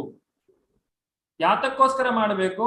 ತಾನು ಭೂಮಿಯನ್ನ ಪಡೆಯಬೇಕು ಅನ್ನುವಂಥ ಉದ್ದೇಶದಿಂದ ಅಲ್ಲ, ಬದಲಾಗಿ ಈ ಒಂದು ಧರ್ಮ ಕಾರ್ಯ ಅಥವಾ ಶ್ರೀಕೃಷ್ಣನು ಹೇಳಿದಂತಹ ಮಾತನ್ನ ನೆರವೇರಿಸಿಕೋಸ್ಕರ ಯುದ್ಧವನ್ನ ಮಾಡಬೇಕು. ಅರ್ಜುನ ಒಬ್ಬ ಕ್ಷತ್ರಿಯ, ಆತನು ಕ್ಷತ್ರಿಯ ಧರ್ಮವನ್ನ ಪಾಲನೆ ಮಾಡ್ತಾ ಇದ್ದಾನೆ. ಆದ್ರೆ ಅವನು ಭಗವಂತನ ಭಕ್ತನೂ ಆಗಿರೋದ್ರಿಂದ ಕ್ಷತ್ರಿಯ ಧರ್ಮವನ್ನ ಮೀರಿ ನಿಲ್ಲುವ ಶಕ್ತಿ ಅವನಿಗಿದೆ. ಆದರೆ ಒಬ್ಬ ಉತ್ತಮ ನಾಯಕನಾಗಿ, ಒಂದು ಒಳ್ಳೆಯ ಮಾರ್ಗದರ್ಶಕನಾಗಿ ಅರ್ಜುನ ಈಗ ಯುದ್ಧವನ್ನ ಮಾಡಬೇಕು. ಇಲ್ಲ ಅಂತ ಹೇಳಿದ್ರೆ ನಾಳೆ ಜನ ಹೇಳ್ತಾರೆ ಅರ್ಜುನನೇ ಯುದ್ಧವನ್ನ ಬಿಟ್ಟು ಓಡಿ ಹೋಗಿದ್ದಾನೆ, ಇನ್ನು ನಾನು ಯಾಕೆ ಹೋಗಬಾರ್ದು ಅಂತ ಹೇಳಿ ನಾಳೆ ನಿನ್ನನ್ನೇ ಉದಾಹರಣೆಯಾಗಿ ಜನರು ತೆಗೆದುಕೊಳ್ತಾರೆ. ಆ ಕಾರಣಕ್ಕಾಗಿ ನೀನು ಯುದ್ಧವನ್ನ ಮಾಡಬೇಕು ಅಂತ ಹೇಳಿ ಇಲ್ಲಿ ಭಗವಂತ ಹೇಳ್ತಾ ಇರುವಂಥದ್ದು. ಅಂದ್ರೆ ಬೇರೆ ಬೇರೆ ವಿಧಗಳಿಂದ ಅರ್ಜುನನಿಗೆ ಶ್ರೀಕೃಷ್ಣನ ಬೋಧನೆಯನ್ನ ಮಾಡ್ತಾ ಇದ್ದಾನೆ. ಮೊದಲನೇ ಸಲ ಹೇಳಿದಾಗ ಏನ್ ಹೇಳ್ತಾನೆ? ಅರ್ಜುನ, ನೀನು ಸತ್ತರೆ ನಿನಗೆ ಸ್ವರ್ಗ ಸಿಗ್ತದೆ, ನೀನು ಗೆದ್ರೆ ನಿನಗೆ ರಾಜ್ಯ ಸಿಗ್ತದೆ. ಇದು ಕರ್ಮಕಾಂಡ, ಪ್ರತಿಫಲಾಪೇಕ್ಷೆಯಿಂದ ಮಾಡುವಂತಹದ್ದು. ನಂತರ ಹೇಳುವಂತದ್ದು ಕರ್ತವ್ಯ ಅನ್ನುವಂತಹ ದೃಷ್ಟಿಯಿಂದ ನೀನು ಯುದ್ಧವನ್ನ ಮಾಡಬೇಕು. ಯಾಕಂದ್ರೆ ನೀನೊಬ್ಬ ಕ್ಷತ್ರಿಯನಾಗಿದ್ದೀಯಾ, ನೀನು ವರ್ಣಾಶ್ರಮ ಧರ್ಮವನ್ನ ಪಾಲನೆ ಮಾಡಬೇಕು ಅಂತ ಹೇಳಿ. ಈಗ ಆ ವರ್ಣಾಶ್ರಮ ಧರ್ಮವನ್ನು ಮೀರಿ ನಿಂತವನಾಗಿಯೂ ಕೂಡ ನೀನು ಯುದ್ಧವನ್ನ ಮಾಡಬೇಕು. ಅಂದ್ರೆ ಎಲ್ಲ ಸಂದರ್ಭಗಳಲ್ಲೂ ನಿನಗೆ ಯುದ್ಧ ಮಾಡುವುದೇ ಶ್ರೇಷ್ಠ. ಯುದ್ಧ ಮಾಡದೇ ಇದ್ರೆ ನಿನಗೆ ಪಾಪವು ಬರ್ತದೆ. ಯಾಕಂದ್ರೆ ಯುದ್ಧದಿಂದ ಪಲಾಯನನಾಗಿದ್ದೀಯಾ ಅಂತ ಹೇಳಿ ಜನರು ನಿನ್ನನ್ನ ಅವಹೇಳನ ಮಾಡ್ತಾರೆ. ಆದ್ರಿಂದ ನೀನು ಕರ್ಮಕಾಂಡವನ್ನ ಪಾಲನೆ ಮಾಡುವುದಿದ್ರು ಯುದ್ಧವನ್ನ ಮಾಡ್ಲೇಬೇಕು. ನೀನು ವರ್ಣಾಶ್ರಮ ಧರ್ಮದ ಪ್ರಕಾರವೂ ಯುದ್ಧವನ್ನ ಮಾಡ್ಲೇಬೇಕು. ಮತ್ತೆ ಒಂದು ವೇಳೆ ಇಲ್ಲ ನಾನು ಭಕ್ತಿ ಮಾಡಿದ್ದೇನೆ ಅಂತ ಹೇಳುವುದಾದ್ರೆ ವರ್ಣಾಶ್ರಮ ಧರ್ಮವನ್ನ ಮೀರಿ ನಿಂತವನಾಗಿಯೂ ನೀನು ಯುದ್ಧವನ್ನ ಮಾಡಲೇಬೇಕು. ಕೃಷ್ಣ ತನ್ನ ಸ್ವಂತ ಉದಾಹರಣೆಯನ್ನೇ ಕೊಡ್ತಾನೆ ಇಲ್ಲಿ.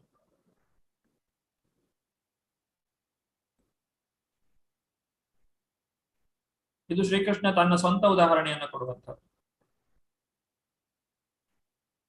ಎಲ್ಲರಲ್ಲಿ ಒಂದು ವಿನಂತಿ, ಎಲ್ಲರೂ ವಿಡಿಯೋವನ್ನು ಆನ್ ಮಾಡಿ ಇಟ್ಕೊಳ್ಳಿ. ಹಾಗೆ ಎಲ್ಲರೂ ಕೂಡ ಆಕ್ಟಿವ್ ಆಗಿ ಪಾರ್ಟಿಸಿಪೇಟ್ ಮಾಡಿ. ಒಂದು 6 ಜನ ಅಷ್ಟೇ ಕೈ ಮೇಲೆ ಎತ್ತುತ್ತಾ ಇದ್ದಾರೆ. ಒಟ್ಟು 37 ಜನ ಇದ್ದಾರೆ. ದಯವಿಟ್ಟು ಹೊಸ ಮುಖಗಳಿಗೆ ಅವಕಾಶ. ನಂದಿನಿ ಮಾತಾಜಿ, ಹರೇ ಕೃಷ್ಣ. ಹರೇ ಕೃಷ್ಣ. ನಂಗೆ ಸ್ಕ್ರೀನ್ ಕಾಣುದಿಲ್ಲ ಪ್ರಭುಜಿ. ಹೌದಾ? ನಿಮ್ಮ ಹತ್ರ ಪುಸ್ತಕ ಇದ್ರೆ ನೋಡಿ, 22ನೇ ಶ್ಲೋಕ, 3:22.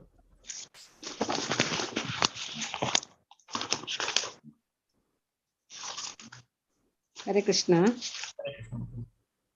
ಅಧ್ಯಾಯ 3:22.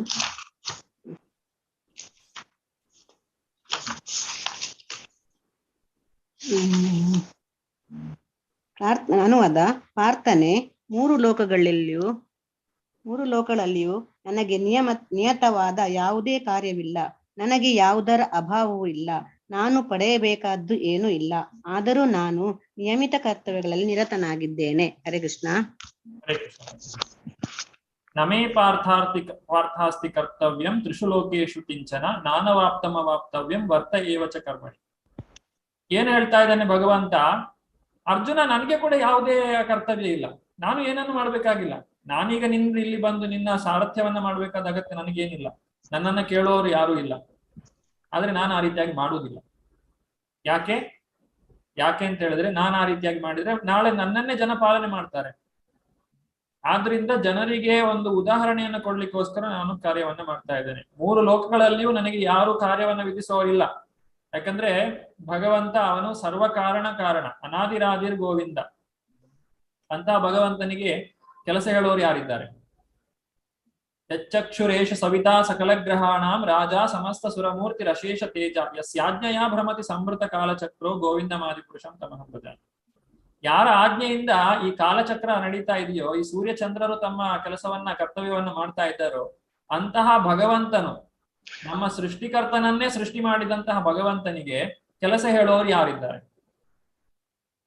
ಭಗವಂತ ಅಂತಹ ಒಂದು ಶ್ರೇಷ್ಠ ಸ್ಥಾನದಲ್ಲಿದ್ರೂ ಕೂಡ ತನ್ನ ಭಕ್ತನ ಸಾರಥ್ಯವನ್ನ ಮಾಡ್ತಾ ಇದ್ದಾನೆ.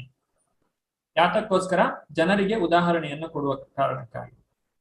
3 ಲೋಕದಲ್ಲಿಯೂ ನನಗೆ ಕಾರ್ಯ ಇಲ್ಲ, ನಿಯಮಿತವಾದಂತಹ ಕಾರ್ಯ ಯಾವುದೂ ಇಲ್ಲ. ಮತ್ತೆ ಅದನ್ನ ಮಾಡದೇ ಇದ್ರೆ ನನ್ನನ್ನು ಯಾರು ಕೇಳೋರಿಲ್ಲ, ನನಗೆ ಅದರಿಂದ ಯಾವುದೇ ಅಭಾವವೂ ಇಲ್ಲ, ಅದರಿಂದ ನಾನು ಏನನ್ನು ಪಡೆಯಬೇಕಾಗಿಲ್ಲ. ಆದರೂ ಕೂಡ ನಾನು ಕೆಲಸವನ್ನ ಮಾಡ್ತೇನೆ. ಅಂದ್ರೆ ಅರ್ಜುನನಿಗೆ ಇಲ್ಲಿ ಭಗವಂತ ಹೇಳೋದು, ಅರ್ಜುನ, ಈ ಯುದ್ಧದಿಂದ ನಿನಗೆ ಯಾವ ಲಾಭ ಇರಲಿ ನಷ್ಟ ಇರಲಿ ಅದರ ಬಗ್ಗೆ ನೀನು ಯೋಚನೆ ಮಾಡೋ ಅಗತ್ಯ ಇಲ್ಲ. ನೀನು ಯುದ್ಧದಲ್ಲಿ ಸಾಹಿತ್ಯ ಬದುಕ್ತೀಯೋ ಅನ್ನೋದನ್ನು ಪ್ರಶ್ನೆ ಮಾಡುವ ಅಗತ್ಯ ಇಲ್ಲ. ನಿನ್ನ ವರ್ಣಾಶ್ರಮದ ಪ್ರಕಾರವೂ ನೀನು ಆ ಕೆಲಸವನ್ನ ಮಾಡುವುದಿಲ್ಲ ಅಂತ ಹೇಳುವುದಿದ್ರು ಅದು ಕೂಡ ತಪ್ಪು. ಯಾಕಂದ್ರೆ ಒಂದು ಒಳ್ಳೆಯ ಉದಾಹರಣೆಗೋಸ್ಕರ ನೀನು ಕೆಲಸವನ್ನ ಮಾಡಲೇಬೇಕು ಅಂತ ಹೇಳಿ ಇಲ್ಲಿ ಭಗವಂತ ಬಲವಾಗಿ ಅರ್ಜುನನಿಗೆ ಒಂದು ವಾದವನ್ನ ಮಂಡಿಸ್ತಾ ಇದ್ದಾರೆ.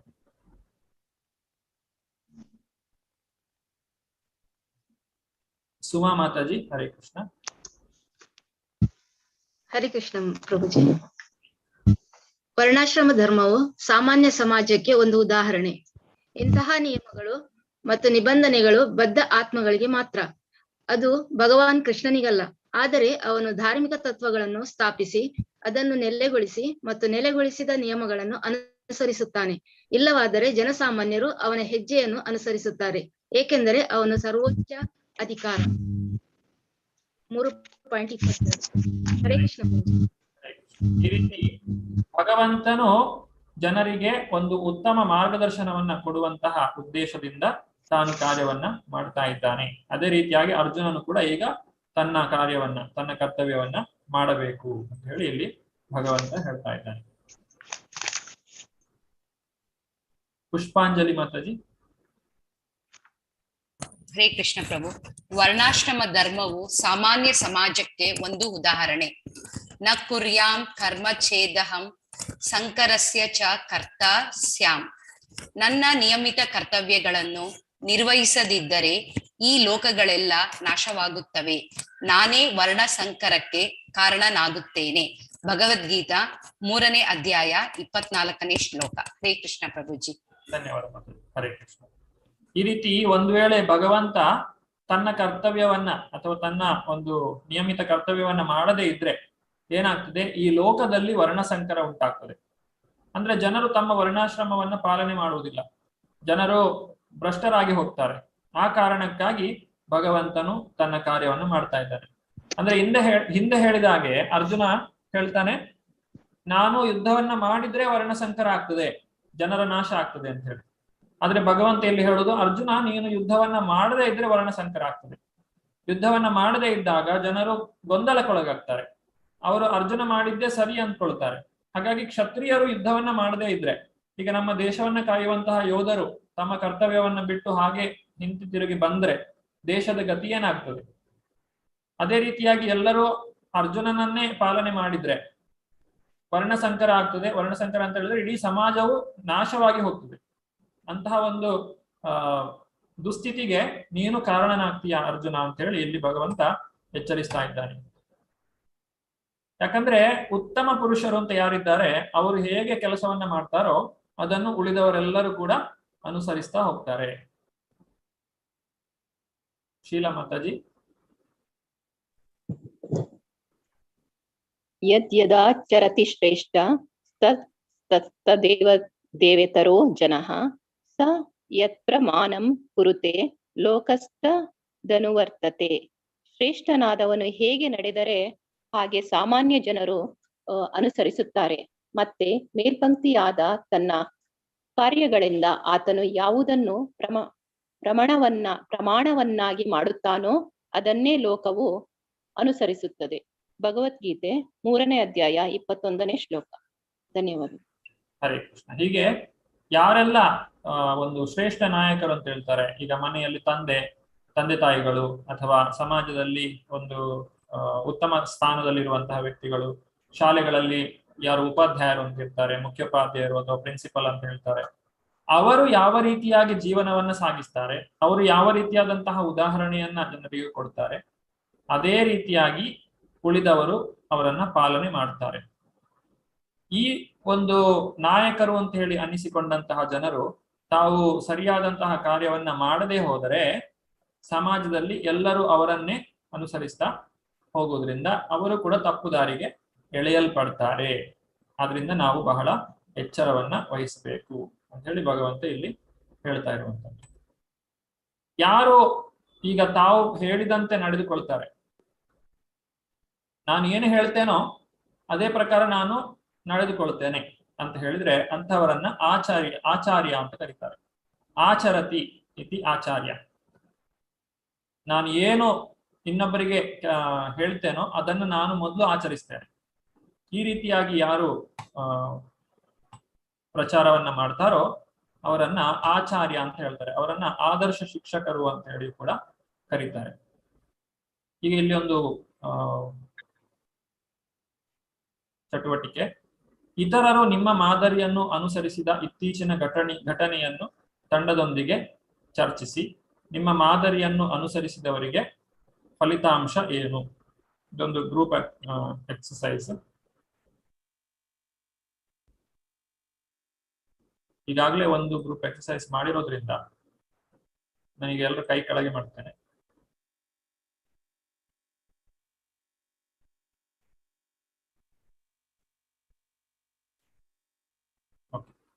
ಈಗ ಯಾರಿಗೆಲ್ಲ ಇದಕ್ಕೊಂದು ಯಾರಿಗೆ ನೆನಪಾಗ್ತದೆ, ನೀವು ಯಾವುದೋ ಒಂದು ಕೆಲಸವನ್ನ ಮಾಡ್ಲಿಕ್ಕೆ ಹೋದ್ರಿ, ಆಗ ನಿಮ್ಮನ್ನ ಜನರು ನೋಡಿ ಅವರು ಕೂಡ ನಿಮ್ಮನ್ನ ಅನುಸರಿಸಲಿಕ್ಕೆ ಪ್ರಾರಂಭ ಮಾಡಿದ್ರು. ಈ ರೀತಿಯಾಗಿ ತಮ್ಮ ಒಂದು ಜೀವನದ ಯಾವುದಾದ್ರೂ ಒಂದು ಘಟನೆಯನ್ನ ನೀವು ಎಲ್ಲರ ಜೊತೆ ಶೇರ್ ಮಾಡೋದಿದ್ರೆ ದಯವಿಟ್ಟು ಕೈ ಮೇಲೆ ಎತ್ತಿ. ಹರೇ ಕೃಷ್ಣ. ಮೋಹಂ ಮೊಹಮ್ಮದ್.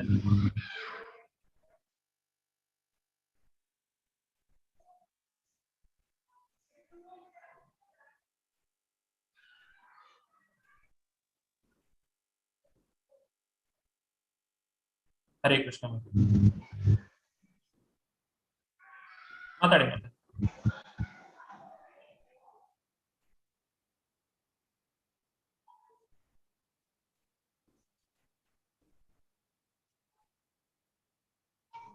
ಕ್ವಶನ್ ಏನು ಕೇಳಿಲ್ಲ ಮಾತಾಡಿ. ಈಗ ನೀವು ನಡೆಸಿದಂತಹ, ನೀವು ಮಾಡಿದಂತಹ ಒಂದು ಕಾರ್ಯವನ್ನ ಎಲ್ಲರೂ ಆಚರಿಸಲಿಕ್ಕೆ ಪ್ರಾರಂಭಿಸ್ತಾರೆ. ನಿಮ್ಮನ್ನ ನೋಡಿ ಅವರು ಕಲಿತಾರೆ. ಇಂತಹ ಯಾವ್ದಾದ್ರು ಒಂದು ಘಟನೆಯನ್ನ ತಾವು ಶೇರ್ ಮಾಡಬಹುದು.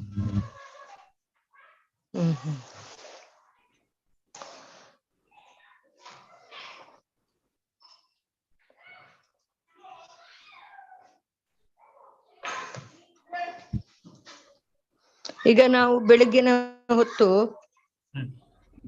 ಮುಂಜಾನೆ ಬೇಗ ಏಳೋದು, ಭಗವಂತನ ಏನು ನಮ್ಮ ಮೊದಲು ನಮ್ಮ ನಿತ್ಯ ಕರ್ಮಗಳನ್ನು ಬೇಗ ಮುಗಿಸಿ ನಾವು ಜಪ ಮಾಡೋದು ಅಥವಾ ಭಗವಂತನ ಆರಾಧನೆ ಮಾಡೋದು, ಇದನ್ನೆಲ್ಲ ನಾವು ಮಾಡ್ತಾ ಇದ್ರೆ ನಮ್ಮನ್ನು ನಮ್ಮ ಮನೆಯವರು ಆಗ್ಲಿ, ಮಕ್ಕಳು ಅಥವಾ ನೆರೆಹೊರೆಯವರು ಅವರು ಅನುಸರಿಸ್ಲಿಕ್ಕೆ ಸಾಧ್ಯ ಇದೆ.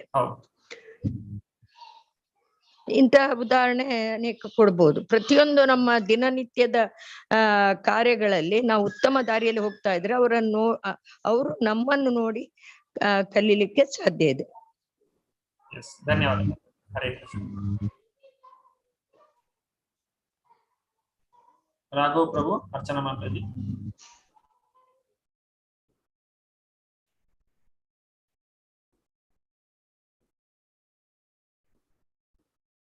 ಅನ್ಮ್ಯೂಟ್ ಮಾಡ್ಕೊಳ್ಳಿ.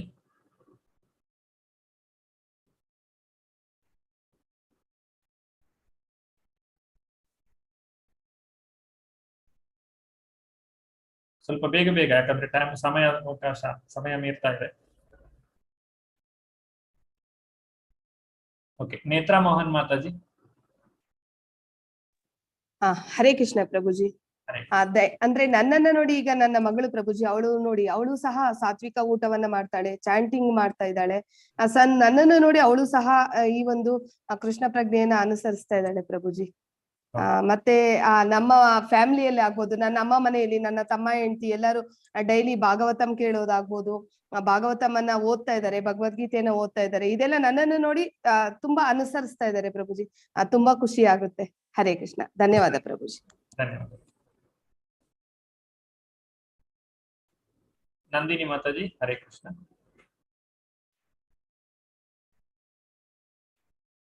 ಹರೇ ಕೃಷ್ಣ ಪ್ರಭುಜಿ. ನಮ್ಮ ಮನೆ ಹತ್ರದವ್ರು, ನಾನು ಈಗ ಏಕಾದಶಿ ಹಿಡಿತೆ. ನಾನು ಏಕಾದಶಿ ಹಿಡಿದ್ರೆ ಒಳ್ಳೇದು, ನಿಮ್ಮ ಆರೋಗ್ಯಕ್ಕೆ ಸಹ ಒಳ್ಳೇದು ಅಂತ ಹೇಳ್ದೆ. ಏಕಾದಶಿ ಕೃಷ್ಣನ ಬಗ್ಗೆ ಹೇಳ್ತಾ ಇದ್ದೇನೆ. ಅದರಿಂದ ಈಗ ಅವರು ಸಮೇತ ಏಕಾದಶಿ ಹಿಡಿಲಿಕ್ಕೆ ಶುರು ಮಾಡಿದ್ದಾರೆ ಅಷ್ಟೇ ಪ್ರಭುಜಿ. ಧನ್ಯವಾದ. ಹರೇ ಕೃಷ್ಣ. ಪುಷ್ಪಾಂಜಲಿ ಮಾತಾಜಿ. ಹರೇ ಕೃಷ್ಣ ಪ್ರಭುಜಿ. ನಾನು ಒಬ್ಬಳು ಶಿಕ್ಷಕಿ. ಸೊ ಕಾಲೇಜಿನಲ್ಲಿ ನನ್ನ ಸಹೋದ್ಯೋಗಿಗಳಾಗ್ಲಿ ಅಥವಾ ನನ್ನ ವಿದ್ಯಾರ್ಥಿಗಳಾಗ್ಲಿ ನಾನು ಕಂಠಿಮಾಲ ಮತ್ತೆ ತಿಲಕ ಎಲ್ಲ ಇಟ್ಕೊಂಡು ಕಾಲೇಜ್ಗೆ ಹೋಗೋದ್ರಿಂದ ನಮ್ ಸ್ಟೂಡೆಂಟ್ಸ್ ಎಲ್ಲ ಅದು ಫಾಲೋ ಮಾಡ್ತಾ ಇದ್ದಾರೆ ಪ್ರಭುಜಿ. ಸೊ ಹಾಗಾಗಿ ನನಗೆ ತುಂಬಾ ಸಂತೋಷ ಆಗಿದೆ. ನಮ್ಮ ಈ ಭಗವದ್ಗೀತಾ ಓದೋದಾಗ್ಲಿ, ಅದ್ರಲ್ಲಿ ಏನಾದ್ರು ಕೆಲವು ಅಂದ್ರೆ ನಾನು ಪ್ರಥಮ ಹಂತದಲ್ಲಿದ್ದೀನಿ, ಬಟ್ ಆದ್ರೂನು ಅವರು ಬಂದು ಕೇಳೋದು, ಅವರ ಒಂದು ಇಂಟ್ರೆಸ್ಟ್ ನೋಡಿ ನಂಗೆ ತುಂಬಾ ಖುಷಿ ಆಗ್ತಾ ಇದೆ ಪ್ರಭುಜಿ. ಧನ್ಯವಾದ. ಹರೇ ಕೃಷ್ಣ. ಮಲ್ಲಿಕಾ ಮಾತಾಜಿ. ಹರೇ ಕೃಷ್ಣ. ಹರೇ ಕೃಷ್ಣ ಪ್ರಭುಜಿ. ಈಗ ನಾನು ಆಲ್ಮೋಸ್ಟ್ 2 ವರ್ಷ ಆಯ್ತು ಈ ಕೃಷ್ಣ ಪ್ರಜ್ಞೆಯಲ್ಲಿ ಇಲ್ಲ ಮಾಡ್ತಾ ಇರೋದು. ಮತ್ತೆ ಎಲ್ಲ ನಾನು ಈ ಗೀತಾ ಪುಸ್ತಕ ಓದುವುದು, ಭಗವದ್ಗೀತೆ ಓದುವುದು, ಶ್ರವಣವನ್ನ ಮಾಡ್ತಾ ಇರೋದು, ಚಾಂಟಿಂಗ್ ಮಾಡ್ತಾ ಇರೋದು. ನಮ್ಮ ಮನೆ ಒಳಗೆ ಚೇಂಜಸ್ ಆಗಿದೆ. ನಾನು ಎಷ್ಟು ಹೇಳಿದ್ರು ನನ್ನ ಹಸ್ಬೆಂಡ್ ಮಾಡ್ತಿರ್ಲಿಲ್ಲ ಚಾಂಟಿಂಗ್ ಮಾಡೋದು, ಭಗವದ್ಗೀತೆ. ಈಗ ನಾನು ಇವತ್ತು ದಿನ ಭಗವದ್ಗೀತೆ ಓದ್ತಾ ಇದ್ದಾರೆ ನೋಡಿ, ಮತ್ತು ದಿನ ನಾನು ಬೆಳಗಿನ ಮಂಗಳಾರತಿನಲ್ಲಿ ನಾನು ಅದನ್ನೆಲ್ಲ ಕೇಳುವುದು, ಅದನ್ನ ಹಾಡುವುದು, ಅದನ್ನ ನೋಡಿ ಅವರಿಗೂ ಸ್ವಲ್ಪ ಅದರಿಂದ ಪ್ರಭಾವ ಬೀರಿದೆ ಅಂತ ನಂಗೆ ಇವತ್ತು ಗೊತ್ತಾಯ್ತು. ಇವತ್ತು ನಾನು ಚಾಂಟಿಂಗ್ ಬೀಟ್ಸು ಅವರು ಇಟ್ಕೊಂಡಿದ್ದನ್ನ ನಾನು ನೋಡಿದೆ. ಮತ್ತೆ ಅವರು ಭಾಗವತರು ನಾವು ಕೇಳುವಾಗ ಇಷ್ಟು ದಿನ ನೋಡ್ತಿಲ್ಲ, ಈಗ ನನ್ನ ಪಕ್ಕದಲ್ಲಿ ಒಂದು ಕೂತು ನೋಡ್ತಾ ಕೇಳ್ತಾ ಇದ್ರು. ಸ್ವಲ್ಪ ಚೇಂಜಸ್ ನನಗಾಗಿದೆ ಅಂತ ಕಾಣುತ್ತೆ ಪ್ರಭುಜಿ. ನಾನು ಪ್ರಯತ್ನ ಮಾಡಿದೆ, ಈಗ ಅದಕ್ಕೆ ಸ್ವಲ್ಪ ಫಲ ಬರ್ತಾ ಇದೆ ಮಾತಾಜಿ. ಪ್ರಭುಜಿ ಹರೇ ಕೃಷ್ಣ. ಹರೇ ಕೃಷ್ಣ ಮಾತಾಜಿ. ಹರಿಣಿ ಮಾತಾಜಿ. ಹರೇ ಕೃಷ್ಣ. ಹರೇ ಕೃಷ್ಣ ಪ್ರಭುಜಿ. ನಾನು ಒಬ್ರು ಮಾತಾಜಿ ಇದ್ದಾರೆ, ಅಂದ್ರೆ ಅವರು ಕೃಷ್ಣ ಪ್ರಜ್ಞೆಯಲ್ಲಿ ಇಲ್ಲ. ನಾನಾದ್ರೆ ಒಂದು ವರ್ಷ ಆಯ್ತು ಬಂದವರು, ಏನೂ ಗೊತ್ತಿರ್ಲಿಲ್ಲ. ಬಟ್ ಒಂದು ದಿನ ರಸ್ತೆಯಲ್ಲಿ ಸಿಕ್ಕಿರುವಾಗ ಹೇಳಿದ್ರು, ಹರಿಣಿ ನೀನು ಎಲ್ಲಿ ಹೋಗ್ತಾ ಇದ್ದೀಯ ಅಂತ. ನಾನು ಹೇಳಿದೆ, ನಾನು ಇಸ್ಕಾನ್ ಟೆಂಪಲ್ ನಮ್ಮ ಪಕ್ಕದಲ್ಲಿಯೇ ಉಂಟು, ಆತರ ಅಲ್ಲಿ ಹೋಗ್ತಾ ಇದ್ದೀನಿ. ಅಲ್ಲಿ ಏನೆಲ್ಲ ಇದೆ ಅಂತ ಹೇಳಿದ್ರು. ನಾನು ಹೇಳಿದೆ, ಅಲ್ಲಿ ಫಸ್ಟಿಗೆ ಜಪ ಮಾಡ್ಲಿಕ್ಕಿದೆ, ಹೀಗೆ ಹೀಗೆ ಅಂತ ಹೇಳಿ. ಅದಕ್ಕೆ ನಾನು ಹೇಳಿದೆ, ಫಸ್ಟಿಗೆ ನಾನು ಏನು ಹೇಳಲ್ಲ, ಇವತ್ತು ಸಂಡೇ ಫೀಸ್ಟ್ ಇದೆ, ಬಂದು ನೀವು ಇಲ್ಲಿ ಒಂದು ಪ್ರಸಾದ ಉಂಟು, ಪ್ರಸಾದ ತೆಗೆದುಕೊಳ್ಳಿ ಅಂತ. ಹಾಗೆ ಅವರು ಹೊರಡಿಕೊಂಡು ಬಂದ್ರು. ಮತ್ತೆ ಅವರು ಒಂದು ದಿನ ಪ್ರಸಾದ ತಿಂದುಕೊಂಡು ಹೋದದಷ್ಟೇ. ನೆಕ್ಸ್ಟ್ ದಿನ ಹೇಳಿದ್ರೆ, ಹರಿಣಿ ಇದು ಯಾವಾಗ ಪ್ರತಿ ಸಲ ಇದೆಯಾ ಅಂತ ಹೇಳಿ. ನಾನು ಹೇಳಿದೆ, ಎವ್ರಿ ಸಂಡೇ ಇದೆ ನಮ್ಗೆ ಉಡುಪಿಗೆ. ನಾನು ಯಾವತ್ತು ಮಂಗಳೂರಿಗೆಲ್ಲ ಹೋಗ್ತಾ ಇರೋದು, ಅದು ದೂರ ಇದ್ದ ಕಾರಣ ಅಲ್ಲಿ ಪ್ರಭುಜಿ ಹೇಳಿದ್ರು ಉಡುಪಿ ನಿಯರೆಸ್ಟ್ ಇದ್ರೆ ನೀವು ಅಲ್ಲಿಯೇ ವರ್ಕ್ ಮಾಡಿ. ಅದಕ್ಕೆ ನಾನು ಇಲ್ಲಿಯೇ ಬಂದು ನಾನು ಸೇವೆಗೆ ಹೋಗ್ತಾ ಇದ್ದೇನೆ. ಬೆಳಿಗ್ಗೆ 10 ಗಂಟೆಯಿಂದ ತರಕಾರಿ ಕಟ್ಟಿಂಗ್ ಹೀಗೆಲ್ಲ ಹೋಗ್ತೇನೆ, ನೀವು ಸಹ ಬರುದಾದ್ರೆ ಜಾಯಿನ್ ಆಗಿ ಅಂತ ಹೇಳಿ. ಹಾಗೆ ಅವರು ಪ್ರತಿ ಸಲ ನಾನು ಬರ್ತೇನೆ ಅಂತ ಹೇಳಿ ಅವರು ಬರ್ತಿದ್ರು. ಅವರು ಅಲ್ಲಿ ಎಲ್ಲ ಕೆಲಸಕ್ಕೆ ಕ್ಲೀನಿಂಗ್ ಮಾಡೋದು ಎಲ್ಲದಕ್ಕೆ ಸೇರಿ ಈಗ ಎಲ್ಲವನ್ನು ಅಂದ್ರೆ ತುಂಬಾ ಆಸೆ ಪಟ್ಟು ಬರ್ತಾ ಇದ್ದಾರೆ. ಎಷ್ಟು ಅಂತ ಹೇಳಿದ್ರೆ ಆಕ್ಚುಲಿ ಅವರಿಗೆ ಭಗವದ್ಗೀತೆ ಏನು ಅಂತ ಗೊತ್ತಿರ್ಲಿಲ್ಲ. ಅಲ್ಲಿ ನಮ್ಮ ಸೆಂಟರ್ ಅಲ್ಲಿ ಒಂದು ಗಂಟೆ ಭಗವದ್ಗೀತೆ ಪ್ರವಚನ ಇರುತ್ತೆ ಪ್ರಭುಜಿ ಅವರದ್ದು. ಸೊ ಅದನ್ನೆಲ್ಲ ಕೇಳಿ ತುಂಬಾ ಖುಷಿ ಆಗ್ತಿತ್ತು. ನಾನು ಮಂಗಳೂರು ಇಸ್ಕಾನ್ ಇದ್ದು ನಾನು ಕ್ಲಾಸ್ ಇದ್ದು ಲಿಂಕ್ ಕೊಡ್ಬೇಕಂತ ಹೇಳಿದ್ರೆ ಪಾಪ ಆ ಮಾತಾಜಿಗೆ ಒಂದು ಸಣ್ಣ ಮೊಬೈಲ್ ಇರುದು. ತುಂಬಾ 6 ತಿಂಗಳಾದ್ರೂ ಕ್ಲಾಸ್ ಕೇಳಲಿಕ್ಕೆ ಸಣ್ಣ ಮೊಬೈಲ್ ಇದ್ದ ಕಾರಣ, ಸಣ್ಣ ಹ್ಯಾಂಡ್ ಸೆಟ್ ಇದ್ದ ಕಾರಣ ಆಗ್ತಿರ್ಲಿಲ್ಲ. ಈಗ ಅವರ ಮಗಳು ತೆಗೆಸಿಕೊಟ್ಟಿದ್ದಾರೆ, ನಾನು ಲಿಂಕ್ ಕೊಟ್ಟಿದ್ದೇನೆ. ಈಗ ಅವರು ತುಂಬಾ ಆಸೆ ಪಟ್ಟಂದ್ರೆ ಎಲ್ಲಿ ತನಕ ನಾಡ್ದು ಈಗ ಒರಿಸ್ಸಾ ಭುವನೇಶ್ವರ ಪುರಿ ಯಾತ್ರೆಗೂ ಬರ್ತೀನಿ, ಎಲ್ಲದಕ್ಕೂ ಪಾರ್ಟಿಸಿಪೇಟ್ ಮಾಡ್ತೇನೆ. ನಾನ್ ನೆಕ್ಸ್ಟ್ ತಿಂಗಳು ಜನ್ಮಾಷ್ಟಮಿಯ ಅಲ್ಲಿಯ ಸೇವೆಗೂ ಬರ್ತೇನೆ ಅಂತ ಹೇಳ್ತಾ ಇದ್ರೆ ಅಷ್ಟು ಉತ್ಸಾಹ ಅಂತ ಹೇಳಿದ್ರೆ ನಮ್ಮ ಉತ್ಸಾಹ ನೋಡಿ ಅವರು ನಮ್ಗಿಂತ ಡಬಲ್ ಉತ್ಸಾಹ ತೋರಿಸ್ತಾ ಇದ್ದಾರೆ. ಹಾಗೆ ನನ್ಗೆ ತುಂಬಾ ಖುಷಿ ಆಗ್ತದೆ. ಇಂಥವರು ನಾನು ಇದು ಚೇಂಜಸ್ ಆದದ್ದು ಅವರ ಒಬ್ಬರ ಹತ್ರ ಮಾತ್ರ ಅಲ್ಲ, ನಮ್ಮ ಮನೆಯಲ್ಲೂ ಅಷ್ಟೇ. ನಮ್ಮ ಮನೆಯವರು ಬೀಡ್ಸ್ ಮಲ್ಲಿಕಾ ಮಾತಾಜಿ ಹೇಳಿದಾಗೆ ಬೀಡ್ಸ್ ಅನ್ನ ಇದು ಮುಟ್ಟಿದವರಲ್ಲ. ಹೀಗೆ ಫಸ್ಟ್ ಮಾಯಾಪುರ ಯಾತ್ರೆಗೆ ಬಂದಾಗ ಅಲ್ಲಿ ಎಲ್ಲ ಒಂದು ವೈಷ್ಣವರನ್ನೆಲ್ಲ ನೋಡಿ ಅವರಿಗೆ ತುಂಬಾ ಸಂತೋಷ. ನೆಕ್ಸ್ಟ್ ಈಗ ಅವರು ಡೈಲಿ ಚಾಂಟಿಂಗ್ ಮಾಡ್ತಾ ಇದ್ದಾರೆ ಪ್ರಭುಜಿ. ಇದು ನಾನು ತುಂಬಾ ಹತ್ತಿರದಲ್ಲಿ ಕಂಡದ್ದು. ಹೀಗೆ ನಾವು ಲಿಂಕ್ ಕಳಿಸಿ ತುಂಬಾ ಮಂದಿ ಜಾಯಿನ್ ಆಗಿರ್ಬೋದು, ಬಟ್ ಇದು ತುಂಬಾ ಹತ್ತಿರದಲ್ಲಿ ನಾನು ತುಂಬಾ ಚೇಂಜಸ್ ಆದದನ್ನು ಕಂಡಿದ್ದು ಪ್ರಭುಜಿ. ಹರೇ ಕೃಷ್ಣ, ಧನ್ಯವಾದಗಳು. ಧನ್ಯವಾದ. ಹರೇ ಕೃಷ್ಣ, ಬಹಳ ಸಂತೋಷ, ತುಂಬಾ ಒಳ್ಳೆ ವಿಚಾರವನ್ನ ಹೇಳಿದ್ದೀರಾ. ರೋಹಿಣಿ ಮಾತಾಜಿ, ಹರೇ ಕೃಷ್ಣ. ಹರೇ ಕೃಷ್ಣ ಪ್ರಭುಜಿ, ನಂದು ವಿಡಿಯೋ ವರ್ಕ್ ಆಗ್ತಾ ಇಲ್ಲ, ಕ್ಷಮಿಸಿ. ನಂಗೆ ಏನಂದ್ರೆ, ನಾನು ನನ್ನ ಮಗಳು ಅಮೆರಿಕಾದಲ್ಲಿ ಇರುದು. ಅಲ್ಲಿ ಹೋಗುವಾಗ ಅವಳ ನೈಬರ್ಸ್ ಎಲ್ಲ ನಾನ್ ವೆಜ್ ಮತ್ತು ಈರುಳ್ಳಿ ಎಲ್ಲ ತಿಂತಾ ಇದ್ರು. ಅವ್ರೆಲ್ಲಕ್ಕೆ ಈರುಳ್ಳಿ ಉಪಯೋಗ ಮಾಡುವಾಗ ನಾನು ಏನು ಮಾಡ್ದೆ, ಇಷ್ಟು ಸಾತ್ವಿಕ ಚೆನ್ನಾಗಿ ನೀವು ಯಾಕೆ ಮಾಡ್ತಾ ಇದ್ರಿ ಅಂತ ಕೇಳ್ಕೊಂಡು ಎಲ್ಲರೂ ಅವರೆಲ್ಲ ಈರುಳ್ಳಿ ಬಿಟ್ಟು, ಮುಖ್ಯವಾಗಿ ಮಾಂಸಾಹಾರ ಬಿಟ್ಬಿಟ್ಟು ಈರುಳ್ಳಿ ಬಿಟ್ಟುಬಿಟ್ಟು ನಮ್ಮ ಇದಕ್ಕೆ ಬಂದೆ. ನಂಗೆ ತುಂಬಾ ಖುಷಿ ಆಯ್ತು. ನಾನು ಓದೋದಕ್ಕೊಂದು ಉಪಯೋಗ ಆಯ್ತಲ್ವಾ. ಅಲ್ಲಿ ರಥೋತ್ಸವಕ್ಕೆ ಹೋಗುವಾಗ ನನಗಿಂತ ಮುಂಚೆ ಅವರೇ ಎಲ್ಲ ಇರುವಾಗ, ಅಯ್ಯೋ ನಮ್ಮ ಕೃಷ್ಣ ಎಷ್ಟು ಇದಾಗಿದ್ದಾನೆ, ಇಷ್ಟು ಜನ ಇದು ಮಾಡಿದ್ದಾನಲ್ವಾ, ಈರುಳ್ಳಿ ಮುಟ್ಟದೆ ಅವ್ರು ಹೇಗಿರ್ತಾರೆ ಅಂತ ನಾನು ಕೇಳ್ತಾ ಇದ್ರು. ಈಗ ನನ್ನ ಹತ್ರ ಅವರೆಲ್ಲ ಪಾಪ ಅಲ್ಲಿಂದ ಇದರಲ್ಲಿ ಅಂತ ಫೋನಲ್ಲೆಲ್ಲ ಕೇಳ್ತಾರೆ, ಈರುಳ್ಳಿ ಇಲ್ಲದ ಅಡಿಗೆ ನಮಗೆ ಸ್ವಲ್ಪ ಹೇಳ್ಕೊಡಿ ಅಂತ ಹೇಳ್ಕೊಡಿ. ನನ್ನ ಮಗಳಿಗೆ ಹೇಳ್ಕೊಟ್ಟು ನಾನು ಅವಳಿಗೆ ಅಲ್ಲಿ ಕ್ಲಾಸ್ ತಕೊಂಡೆಲ್ಲ ಮಾಡ್ತಾ ಇದ್ದೆ. ಅದು ನಂಗೆ ತುಂಬಾ ಖುಷಿಯಾದ ವಿಷಯ ಪ್ರಭುಜಿ, ಅದು ಮಾತ್ರ. ಹರೇ ಕೃಷ್ಣ. ನಾನು ವಿಡಿಯೋ ಆಗ್ತಾ ಇಲ್ಲ ಪ್ರಭುಜಿ, ವಿಡಿಯೋ ಆದ್ರೆ ವಾಯ್ಸ್ ಕೇಳ್ತಾ ಇಲ್ಲ, ಅದಕ್ಕೆ ವಿಡಿಯೋ ಹಾಕ್ಲಿಲ್ಲ ಅದರಿಂದ.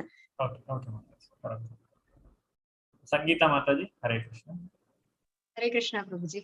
ಹರೇ ಪ್ರಭುಜಿ, 18 days ಭಗವದ್ಗೀತೆ ಕ್ಲಾಸ್ ಮಾಡ್ತಾ ಇರ್ಬೇಕಾದ್ರೆ ಅಲ್ಲಿ ಒಬ್ರು 1.5 ವರ್ಷದಿಂದ ಅವರು ಕೂಡ ಕೃಷ್ಣ ಪ್ರಜ್ಞೆಯಲ್ಲಿ ಇದ್ರು ಕೂಡ ಅವರು ಜಪ ಮಾಡ್ತಾ ಇರ್ಲಿಲ್ಲ ಅಂತೆ. ಜಪದ ಒಂದು ಮಹಿಮೆಯ ಬಗ್ಗೆ ಹೇಳ್ತಾ, ನಾವು ಹೀಗೆ 1.5 ವರ್ಷದಿಂದ ಜಪ ಮಾಡ್ತಾ ಇದ್ದೀವಿ ಅಂತ ಹೇಳಿದಾಗ ಅವ್ರು ಇವಾಗ ಪ್ರತಿದಿನ 16 ಸತ್ತು ಜಪ ಮಾಡ್ತಾ ಇದ್ದಾರೆ. ಅದೊಂದು ಸಂತೋಷದ ವಿಷಯ. ಮತ್ತೊಂದು ಪ್ರಭುಜಿ, ಹೆಚ್ಚಿನವರು ಈ ಕ್ಲಾಸ್ ಕೇಳ್ತಾ ಹೇಳ್ತಾ ಇದ್ರು, ನಾವು ಕೂಡ ಪ್ರೀಚಿಂಗ್ ಮಾಡ್ಬೇಕು ಅಂತ ಹೇಳಿ ಆಸಕ್ತಿ ವಹಿಸ್ತಾ ಇದ್ರು. ಅದು ಕೂಡ ನನ್ಗೆ ಒಂದು ಸಂತೋಷ ಕೊಟ್ಟಿದೆ. ಮತ್ತೆ ನಮ್ಮ ತಾಯಿ, ನಾನು ಮಾಯಾಪುರಿ ಯಾತ್ರೆಗೆ ಹೋದಾಗ ನನ್ಗೆ ಕೂಡ ಯಾತ್ರೆಗೆ ಬರ್ಬೇಕು ಅಂತ ಹೇಳಿ ನೆಕ್ಸ್ಟ್ ಅವರು ವೃಂದಾವನ ಯಾತ್ರೆಗೆ ಬಂದ್ರು. ಹಾಗೆ ತಂಗಿ ಹೇಳ್ತಾ ಇದ್ಲು, ನೀನ್ ಆಧ್ಯಾತ್ಮಿಕದಲ್ಲಿ ತೊಡಗಿಸಿಕೊಂಡಿದ್ಯಾ, ನನ್ಗೆ ಕೂಡ ತೊಡಗಿಸಿಕೊಳ್ಬೇಕು ಅಂತ ಹೇಳಿ ಅವಳು ಕೂಡ ಕ್ಲಾಸ್ ಕೇಳಿಕ್ಕೆ ಬರ್ತಾ ಇದ್ಲು. ಈ ರೀತಿಯಾಗಿ ತುಂಬಾ ಅನುಸರಿಸ್ತಾ ಇದ್ದಾರೆ. ಧನ್ಯವಾದಗಳು. ಮನೆಯಲ್ಲಿ ಒಬ್ಬರು ಕೃಷ್ಣ ಭಕ್ತರಿದ್ರೆ ಆ ಮನೆಯವರೆಲ್ಲರೂ ಕೃಷ್ಣ ಭಕ್ತರಾಗ್ತಾರೆ.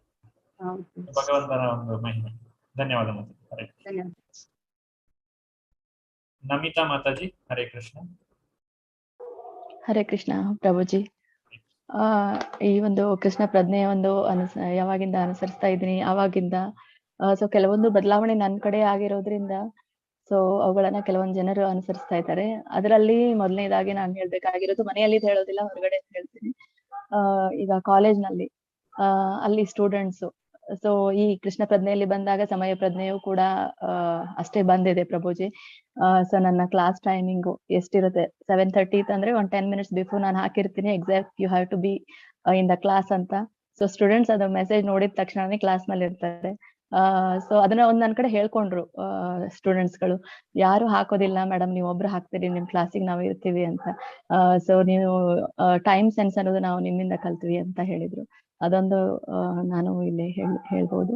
ಮತ್ತೆ ಹೊರಗಡೆ ಅಂತಂದ್ರೆ ನನ್ನ ಕೋ ಸಿಸ್ಟರ್ ಅವರು ಕೂಡ ಅವನ ಮಗನಿಗೆ ಅಂತಂದ್ರೆ ನನ್ನ ಮಗನ ಒಂದು ಜಪ ಮಾಡೋದು, ಅಟ್ಲೀಸ್ಟ್ ಅವನು ಬಹಳ ಮಾಡಲ್ಲ, 1 ರೌಂಡ್ ಜಪ ಮಾಡ್ತಾನೆ, 6 ವರ್ಷದವನು. ಅದನ್ನ ನೋಡಿ ಅವನಿಗೂ ಕೂಡ ಇದು ಭಗವದ್ಗೀತೆ ಕ್ಲಾಸಿಗೆ ಹಾಕ್ಬೇಕು ಅಂತ ಇಚ್ಛೆ ಪಟ್ರು. ಸೊ ಅವನ ನಡವಳಿಕೆಯನ್ನ ನೋಡಿ ನನ್ನ ಮಗನನ್ನ ಅವರು ಅನುಸರಿಸಿದ್ರು ಅಂತ ನಾನು ಹೇಳ್ತೇನೆ. ಸೊ ಇಲ್ಲಿ ನನ್ನ ಮನೆಯಲ್ಲಿ ಮಾರ್ನಿಂಗ್ ವರ್ಕ್ ಟೈಮ್ ಅಲ್ಲಿ ನನಗೆ ಭಜನ ಕೀರ್ತನ ಕೇಳೋದು ಬಹಳ ಇಷ್ಟ ಪ್ರಭುಜಿ. ಸೊ ಹಾಗಾಗಿ ನಾನ್ ಕೇಳ್ತಾ ಇರ್ತೇನೆ. ನಾನು ಯಾವುದೇ ಒಂದು ಸಾಂಗ್, ಯಾವುದೇ ಒಂದು ಭಜನ್ ನಾನು ಹಾಕಿದಾಗ ನಮ್ಮ ಮನೆಯವರು ಕೃಷ್ಣ ಪ್ರಜ್ಞೆಯಲ್ಲಿ ಇಲ್ಲ ಆದ್ರೂ ಕೂಡ ಅದನ್ನ ನೆಗ್ಲೆಕ್ಟ್ ಮಾಡ್ತಾರೋ ಅಂತಲ್ಲ, ಜಪಾನು ಅವ್ರು ಮಾಡಲ್ಲ. ಅದ್ ನಾನು ಹಾಕಿದ್ರೆ ಅವ್ರಿಗೆ ಇಷ್ಟ ಆದ್ರೆ ಅದು ನೀನು ಹಾಕಿದ್ದೆ ಅದನ್ನ ಹಾಕು ಅಂತ ಹೇಳ್ತಾರೆ ಸಾಂಗ್ ಅನ್ನ, ಅಥವಾ ತಾವೇ ಅದನ್ನ ಮೊಬೈಲ್ ಅಲ್ಲಿ ಹಚ್ತಾರೆ. ಸೊ ಅದೊಂದು ಅವರಲ್ಲಿ ಬದಲಾವಣೆ, ಸ್ವಲ್ಪ ಬದಲಾವಣೆ ಆದ್ರೂ ಕೂಡ ಅದು ನನಗೆ ದೊಡ್ಡದು ಪ್ರಭುಜಿ. ಸೊ ಅದು ಅವರಲ್ಲಿ ಆಗಿದೆ. ಮತ್ತೆ ಫ್ರೆಂಡ್ಸ್ ಹೇಳೋದ್ ಹಾಗೆ ನಾನು ಈಗ ಇಸ್ಕಾನ್ ನಾನು ಕ್ಲಾಸಸ್ ಕೇಳುವಾಗ ಅವ್ರ ಮನೆಗೆ ಬಂದಾಗ ಯಾವ ಕ್ಲಾಸಸ್ ಅಂತ ಕೇಳ್ತಾರೆ. ಅವಾಗ ಇಸ್ಕಾನ್ ಅಂದ ಈ ಭಕ್ತಿ ಶಾಸ್ತ್ರಿ ಕ್ಲಾಸಸ್ ಅಂತ ಹೇಳಿದಾಗ ಸೊ ಅವರು ಕೂಡ ರಿಮೈಂಡ್ ಮಾಡ್ಕೊಳ್ತಾರೆ ಹಿಂದೆ. ಹೌದು, ನಾನು ಒಂದ್ ಸ್ಕೂಲ್ ಡೇಸ್ ಅಲ್ಲಿ ಕಾಲೇಜ್ ಡೇಸ್ ನಲ್ಲಿ ನಾನು ಇಸ್ಕಾನ್ಗೆ ವಿಸಿಟ್ ಕೊಟ್ಟಿದ್ದೆ, ಇಷ್ಟ್ ಚೆನ್ನಾಗಿತ್ತು ಅಷ್ಟ್ ಚೆನ್ನಾಗಿತ್ತು ಅಂತ ಶೇರ್ ಮಾಡಿ ನನ್ಗೂ ಕೂಡ ಬಹಳ ಇಷ್ಟ ಇದು ಅಂತ ಅದನ್ನ ವ್ಯಕ್ತಪಡಿಸ್ತಾರೆ. ಸೊ ಅವ್ರು ಅದನ್ನ ಫಾಲೋ ಮಾಡ್ತಾರೋ ಇಲ್ಲೋ ಗೊತ್ತಿಲ್ಲ, ಬಟ್ ಅದನ್ನ ಅಟ್ಲೀಸ್ಟ್ ಅವರು ಇದನ್ನ ನೋಡಿದ್ಮೇಲೆ ಅದನ್ನ ವ್ಯಕ್ತಪಡಿಸ್ತಾರೆ. ಸೊ ಎಲ್ಲರೂ ಕೇಳಿದಾಗ ನೀನು ಒಂದು ಒಳ್ಳೆಯ ಹಾದಿಯಲ್ಲಿ ಇದೀಯಾ ಅಂತ ಅನ್ನುವಂತ ಏನು ಅವರ ಭಾವನೆಗಳು ನನ್ನ ಪರವಾಗಿ ಅವರು ವ್ಯಕ್ತಪಡಿಸಿದ್ರು ಪ್ರಭುಜಿ.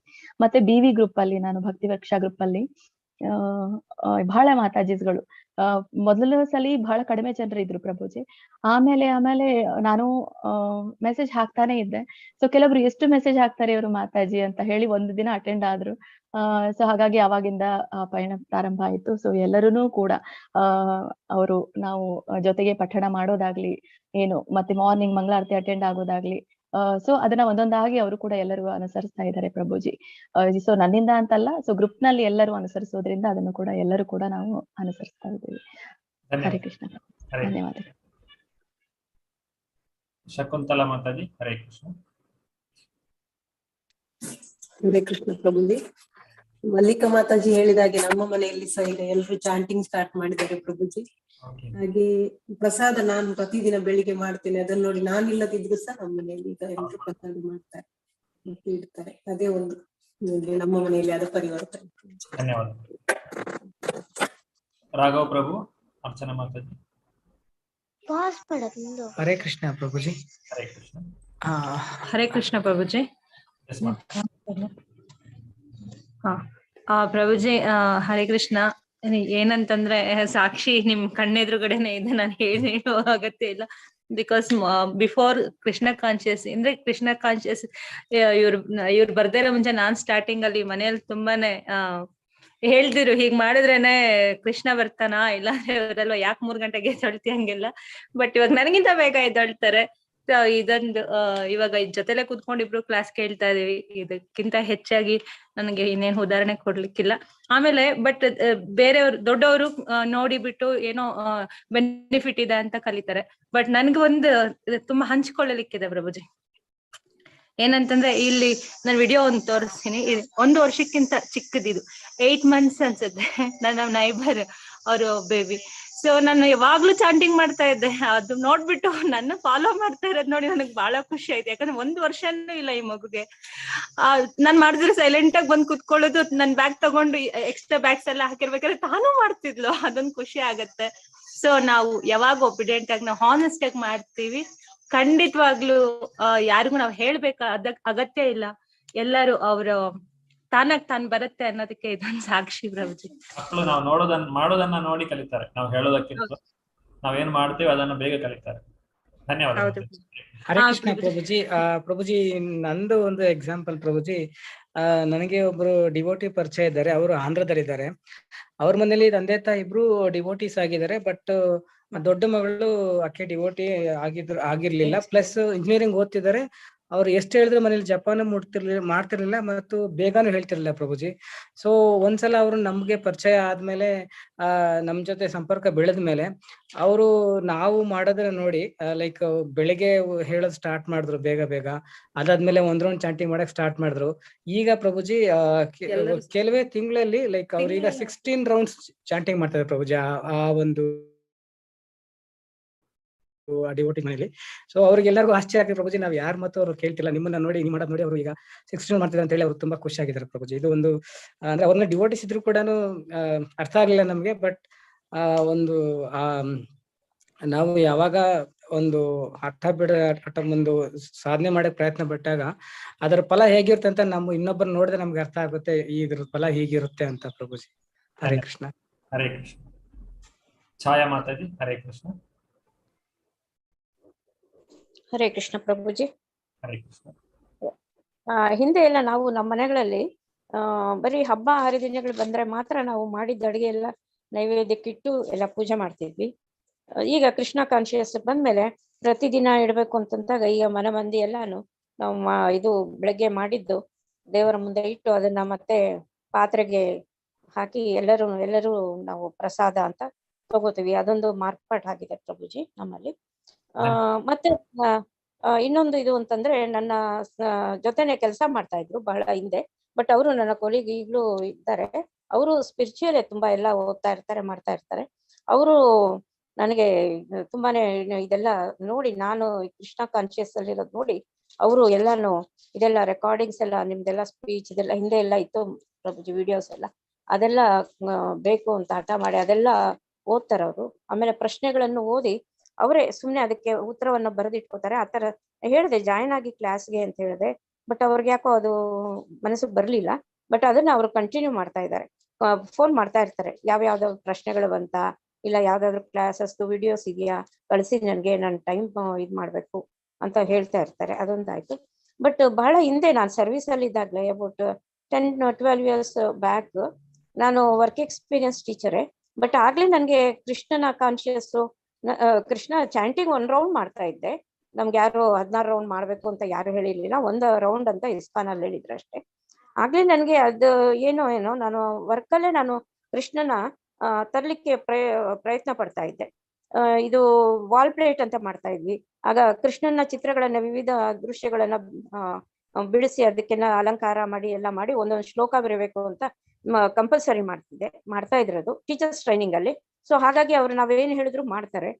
ಈ ಕಸೂತಿ ಹಾಕೋದು ಅದರಲ್ಲೂ ಅಷ್ಟೇ, ಕೃಷ್ಣನ ಚಿತ್ರಗಳನ್ನು ಬಿಡಿಸೋದು ಅಥವಾ ಶ್ಲೋಕ ಅಥವಾ ಇನ್ನೊಂದು ಭಾಗವತಂದು ಕಥೆಗಳು, ಈ ತರ ಎಲ್ಲರೂ ಎಲ್ಲ ಹಿಂದೂ ಆಗ್ಲಿ ಮುಸ್ಲಿಂ ಆಗ್ಲಿ ಪ್ರತಿಯೊಬ್ರು ಮಾಡ್ತಾ ಇದ್ರು. ಇದು ಹಿಂದೆ ಅದು ಹಾಗೆ ಬಂದಿದ್ದು ಕೃಷ್ಣ ಇದು ಅಂತ ಅನ್ಸುತ್ತೆ. ನನ್ಗೆ ಇಷ್ಟ ಆಗ್ತಿತ್ತು ಪ್ರಭುಜಿ ಅಷ್ಟೇ. Thank you Prabhuji. ಧನ್ಯವಾದ. ಹರೇ ಕೃಷ್ಣ. ರಾಧಾ ಎನ್ ಮಾತಾಜಿ, ನಿಮ್ಮದು ಆಡಿಯೋ ಕನೆಕ್ಟ್ ಆಗಿಲ್ಲ. ವಿಜಯಲಕ್ಷ್ಮಿ ಮಾತಾಜಿ, ಹರೇ ಕೃಷ್ಣ. ಹರೇ ಕೃಷ್ಣ ಪ್ರಭುಜಿ. ಹರೇ ಕೃಷ್ಣ. ನಮಸ್ತೆ. ನನ್ ಮಗಳು ಅಮೇರಿಕಾದಲ್ಲಿ ಇರೋದು. ನನ್ ಮೊಮ್ಮಗಳು 5 ವರ್ಷ. ಅದು ನಾನು ಜಪ ಮಾಡೋದು ನೋಡ್ಬಿಟ್ಟು ನಾನು ಮಾಡ್ತೀನಿ ಅಂತ ಅದು ಮಾಡ್ತಾ ಇತ್ತು ಪ್ರಭುಜಿ. ಆಮೇಲೆ ರಾತ್ರಿ ಇದು ಇಸ್ಕಾನ್ದೆಲ್ಲ ಪ್ರೋಗ್ರಾಮ್ಗಳು ಇರ್ತಿತ್ತಲ್ಲ, ಗೋಕುಲಾಷ್ಟಮಿ ಅದೆಲ್ಲ ರಾತ್ರಿ, ಇಲ್ಲಿ ಬೆಳಗ್ಗೆ ಡೇ ಆದಾಗ ಅಲ್ಲಿ ನೈಟ್ ಆಗ್ತಿತ್ತು. ಮಗು ರಾತ್ರಿ 12 ಗಂಟೆ ಆದ್ರೂನು ನಾನ್ ನೋಡ್ತೀನಿ, ನನ್ ಪ್ರಭುಜಿ ನೋಡ್ಬೇಕು ಅಂತ ಇಂಟ್ರೆಸ್ಟ್ ತೋರಿಸ್ತಿತ್ತು. ಅದೆಲ್ಲ ನೋಡಿದಾಗ ನಮ್ಗೆ ತುಂಬಾ ಖುಷಿ ಆಗ್ತಿತ್ತು ಪ್ರಭುಜಿ. ಆಮೇಲೆ ಮೆಸೇಜ್ ಅದೇ ಹಾಕ್ತಿತ್ತು, ಇದನ್ನ ಚಾಂಟಿಂಗ್ ಮಾಡಿದೀನಿ ಅಂತ ಅವಳೇ ಮೆಸೇಜ್ ಆಗ್ತಿತ್ತು. ನಾನು ಹರೇ ಕೃಷ್ಣ ಹೇಳ್ತೀನಿ ಅಂತ ನನ್ ಜೊತೆಗೆ ಅದು ಜಪ ಮಾಡ್ತಿತ್ತು ಪ್ರಭುಜಿ. ಅದು ನನ್ಗೆ ತುಂಬಾ ಖುಷಿ ಆಗುತ್ತೆ, ಅಷ್ಟ್ ಚಿಕ್ಕ ಮಗು ನಮ್ಮನ್ನ ಅನುಸರಿಸುತ್ತಲ್ಲ ಅಂತ ತುಂಬಾ ಖುಷಿ ಆಗುತ್ತೆ. ಹರೇ ಕೃಷ್ಣ. ಧನ್ಯವಾದ. ಹರೇ ಮುಂದಿನ ಭಾಗಕ್ಕೆ ನೋಡೋಣ. ರಾಧಾ ಮಾತಾಜಿ, ನಿಮ್ದು ಆಡಿಯೋ ಕನೆಕ್ಟ್ ಆಗಿಲ್ಲ. ಇದು ಆಚಾರ್ಯ, ಆದರ್ಶ ಶಿಕ್ಷಕ. ಈಗ ನೀವೆಲ್ಲರೂ ಕೂಡ ಇನ್ನೊಬ್ಬರ ಭಕ್ತರಿಗೆ ಆದರ್ಶರಾಗಿದ್ದೀರಾ. ನೀವು ಮಾಡುವಂತಹ ಒಂದು ಕಾರ್ಯವನ್ನ ನೋಡಿ ಇನ್ನೊಬ್ರು ಅದನ್ನ ಕಲಿತಿದ್ದಾರೆ. ಇದೇ ಆಚಾರ್ಯ ಅಂತ ಹೇಳಿ. ಆಚರತಿ ಇತಿ ಆಚಾರ್ಯ. ನಾವು ಮಾಡುವಂತಹ ಕಾರ್ಯವನ್ನ ನೋಡಿ ಕಲಿಯುವುದೇ ಹೆಚ್ಚು. ನಾವು ಹೇಳುವುದನ್ನ ಮಕ್ಕಳು ಕೇಳದೇ ಇರಬಹುದು, ಆದ್ರೆ ನಾವು ಮಾಡುವುದನ್ನ ಅವರು ಖಂಡಿತವಾಗಿಯೂ ನೋಡಿ ಕಲಿತಾರೆ. ನಾವು ಮನೆಯಲ್ಲಿ ಪ್ರತಿದಿನ ಭಜನೆ ಮಾಡ್ತಾ ಇದ್ರೆ ಮಕ್ಕಳು ಅದನ್ನೇ ಕಲಿತಾರೆ. ನಾವು ಪ್ರತಿದಿನ ಟಿವಿ ನೋಡಿ ಸಿನಿಮಾ ನೋಡ್ತಾ ಇದ್ರೆ ಮಕ್ಕಳು ಸಿನಿಮಾ ಸಾಂಗ್ಸೇ ಕಲಿತಾರೆ. ಅದರಿಂದ ತಂದೆ ತಾಯಿಗಳು ಯಾವ ರೀತಿಯಾಗಿ ನಡೆದುಕೊಳ್ತಾರೋ ಮಕ್ಕಳ ಮುಂದೆ ಅದು ಬಹಳ ಮುಖ್ಯ. ಅವರು ಜೀವನ ಪೂರ್ತಿ ಅದನ್ನ ಅನುಸರಿಸ್ತಾ ಹೋಗ್ತಾರೆ. ಅವ್ರು ಯಾವತ್ತೂ ಅದನ್ನ ಮರೆಯೋದಿಲ್ಲ. ಈಗ ಒಬ್ಬರಿಗೆ ಆಧ್ಯಾತ್ಮದಲ್ಲಿ ಬಾಲ್ಯದಲ್ಲಿ ನಾವು ಶಿಕ್ಷಣವನ್ನ ಕೊಟ್ರೆ ಮುಂದೆ ಅವರು ಒಂದು ವೇಳೆ ಅದನ್ನ ಪಾಲನೆ ಮಾಡದೆ ಅವರಿಗೆ ಸಮಸ್ಯೆ ಆದ್ರೂ ಕೂಡ ಅವರು ಮತ್ತೆ ಅದನ್ನ ಬೆಳೆಸಿಕೊಳ್ಳುವಂತಹ ಒಂದು ಬೆಳೆಸಿಕೊಳ್ಳುವುದನ್ನು ನಾವು ಕಾಣಬಹುದು. ಯಾಕಂದ್ರೆ ಅದು ಬಾಲ್ಯದಲ್ಲೇ ಅವರಿಗೆ ಬರ್ತದೆ. ಬಾಲ್ಯದಲ್ಲೇ ಬಂದಂತಹ ಅಭ್ಯಾಸ ಅದು ಯಾವತ್ತೂ ಕೂಡ ಬಿಟ್ಟು ಹೋಗುವುದಿಲ್ಲ. ಅದರಿಂದ ಮಕ್ಕಳಿಗೆ ನಾವು ಒಂದು ಉತ್ತಮವಾದಂತಹ ಮಾದರಿಯನ್ನ ನಾವು ಮಾಡಿಕೊಡ್ಬೇಕು. ಯಾರಾದ್ರೂ ಓದ್ತೀರಾ ಇದನ್ನ? ರಾಜಿ ಮಾತಾಜಿ. ಆಚಾರ್ಯ, ಆದರ್ಶ ಶಿಕ್ಷಕ. ಅರಸ ಅಥವಾ ರಾಜ್ಯದ ಆಡಳಿತದ ಮುಖ್ಯಸ್ಥ, ತಂದೆ, ಶಾಲೆಯ ಉಪಾಧ್ಯಾಯ ಇವರೆಲ್ಲರನ್ನು ಮುಕ್ತ ಜನಸಾಮಾನ್ಯರ ಸಹಜ ನಾಯಕರೆಂದು ಪರಿಗಣಿಸಲಾಗುತ್ತದೆ. ಇಂತಹ ಎಲ್ಲಾ ಸಹಜ ನಾಯಕರಿಗೂ ತಮ್ಮ ಆಶ್ರಿತರ ವಿಷಯದಲ್ಲಿ ದೊಡ್ಡ ಹೊಣೆ ಇರುತ್ತದೆ. ಹರೇ ಕೃಷ್ಣ. ಹರೇ ಕೃಷ್ಣ. ಹೀಗೆ ಯಾರು ಈ ಒಂದು ಮುಖ್ಯಸ್ಥರಿರ್ತಾರೋ ಅವರಿಗೆ ಅವರ ಜೀವನ ಮಾತ್ರ ಅಲ್ಲ, ಅವರು ಮಾಡುವಂತಹ ಪ್ರತಿಯೊಂದು ಕಾರ್ಯದಿಂದ ಬೇರೆಯವರ ಮೇಲೆ ಅವರು ಪರಿಣಾಮವನ್ನು ಬೀರ್ತಾರೆ. ನಾನು ಏನು ಬೇಕಾದ್ರೂ ಮಾಡ್ಕೊಳ್ತೇನೆ ಅಂತ ಹೇಳಿ ಅವರು ಹೇಳುವ ಹಾಗಿಲ್ಲ. ಯಾಕಂದ್ರೆ ಅಂತಹ ಒಂದು ಉನ್ನತ ಸ್ಥಾನದಲ್ಲಿರುವಂತಹ ವ್ಯಕ್ತಿ ಅವರು ಜನರಿಗೆ ಒಂದು ಉದಾಹರಣೆಯನ್ನ ಕೊಡಬೇಕಾಗ್ತದೆ.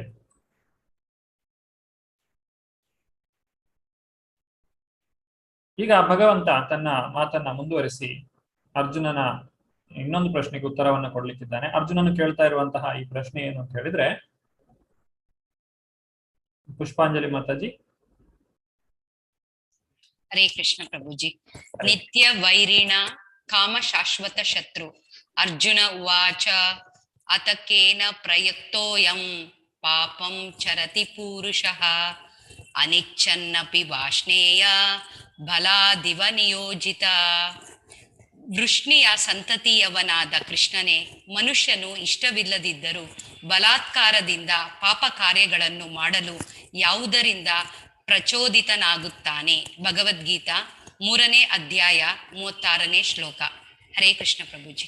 ಹರೇ ಕೃಷ್ಣ. ಈಗ ಅರ್ಜುನನಿಗೆ ಭಗವಂತ ಉತ್ತರವನ್ನ ಕೊಟ್ಟಿದ್ದಾನೆ, ಯಾತಕ್ಕೋಸ್ಕರ ತಾನು ಕಾರ್ಯವನ್ನ ಮಾಡಬೇಕು. ಅರ್ಜುನ, ನಿನಗೆ ಫಲದಲ್ಲಿ ಆಸಕ್ತಿ ಇದ್ರೆ ಯುದ್ಧವನ್ನ ಮಾಡಬೇಕು, ನೀನು ವರ್ಣಾಶ್ರಮವನ್ನ ಪಾಲನೆ ಮಾಡಿದ್ರೆ ಯುದ್ಧವನ್ನ ಮಾಡಬೇಕು, ನೀನು ವರ್ಣಾಶ್ರಮವನ್ನ ಮೀರಿ ನಿಂತು ನೀನು ಕೆಲಸವನ್ನ ಮಾಡ್ಲೇಬೇಕು.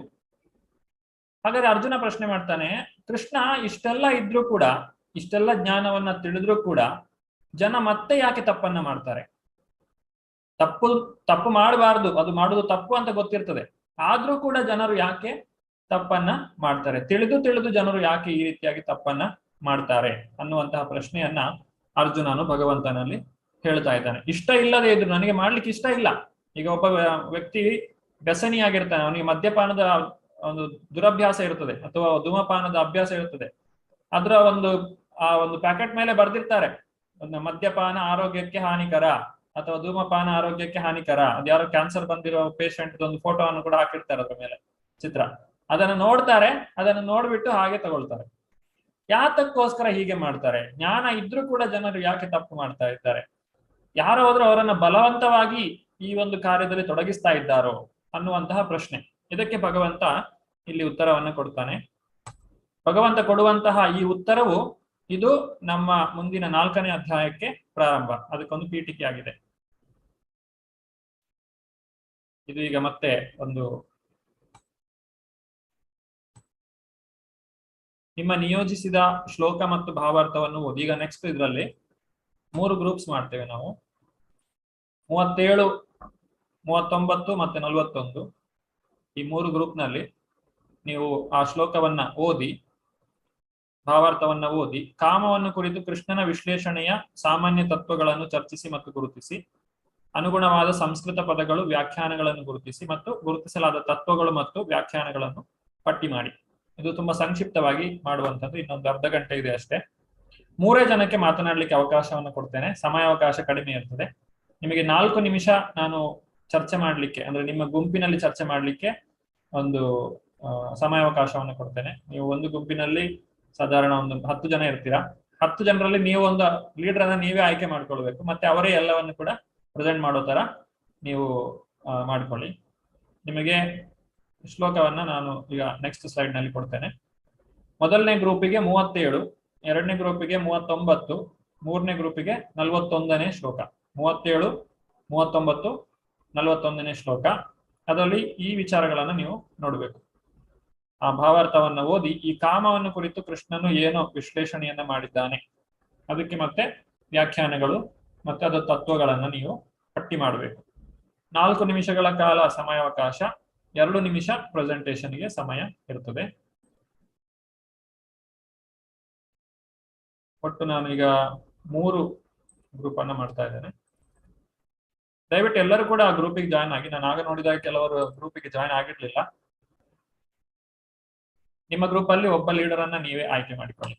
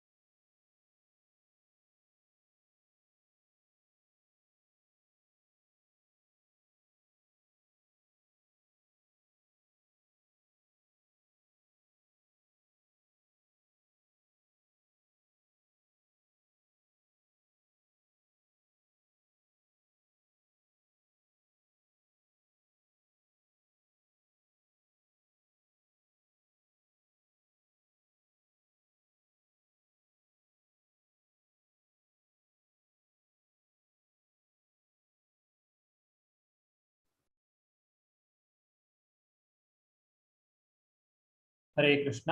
ಎಲ್ಲರಿಗೂ ಕೂಡ ಮತ್ತೆ ಸ್ವಾಗತ. ಭಗವಂತ ಇಲ್ಲಿ ನಮ್ಮ ಮೂಲ ಶತ್ರುವಿನ ಒಂದು ವಿಷಯವನ್ನ ಹೇಳಿಕೊಡ್ತಾ ಇದ್ದಾನೆ.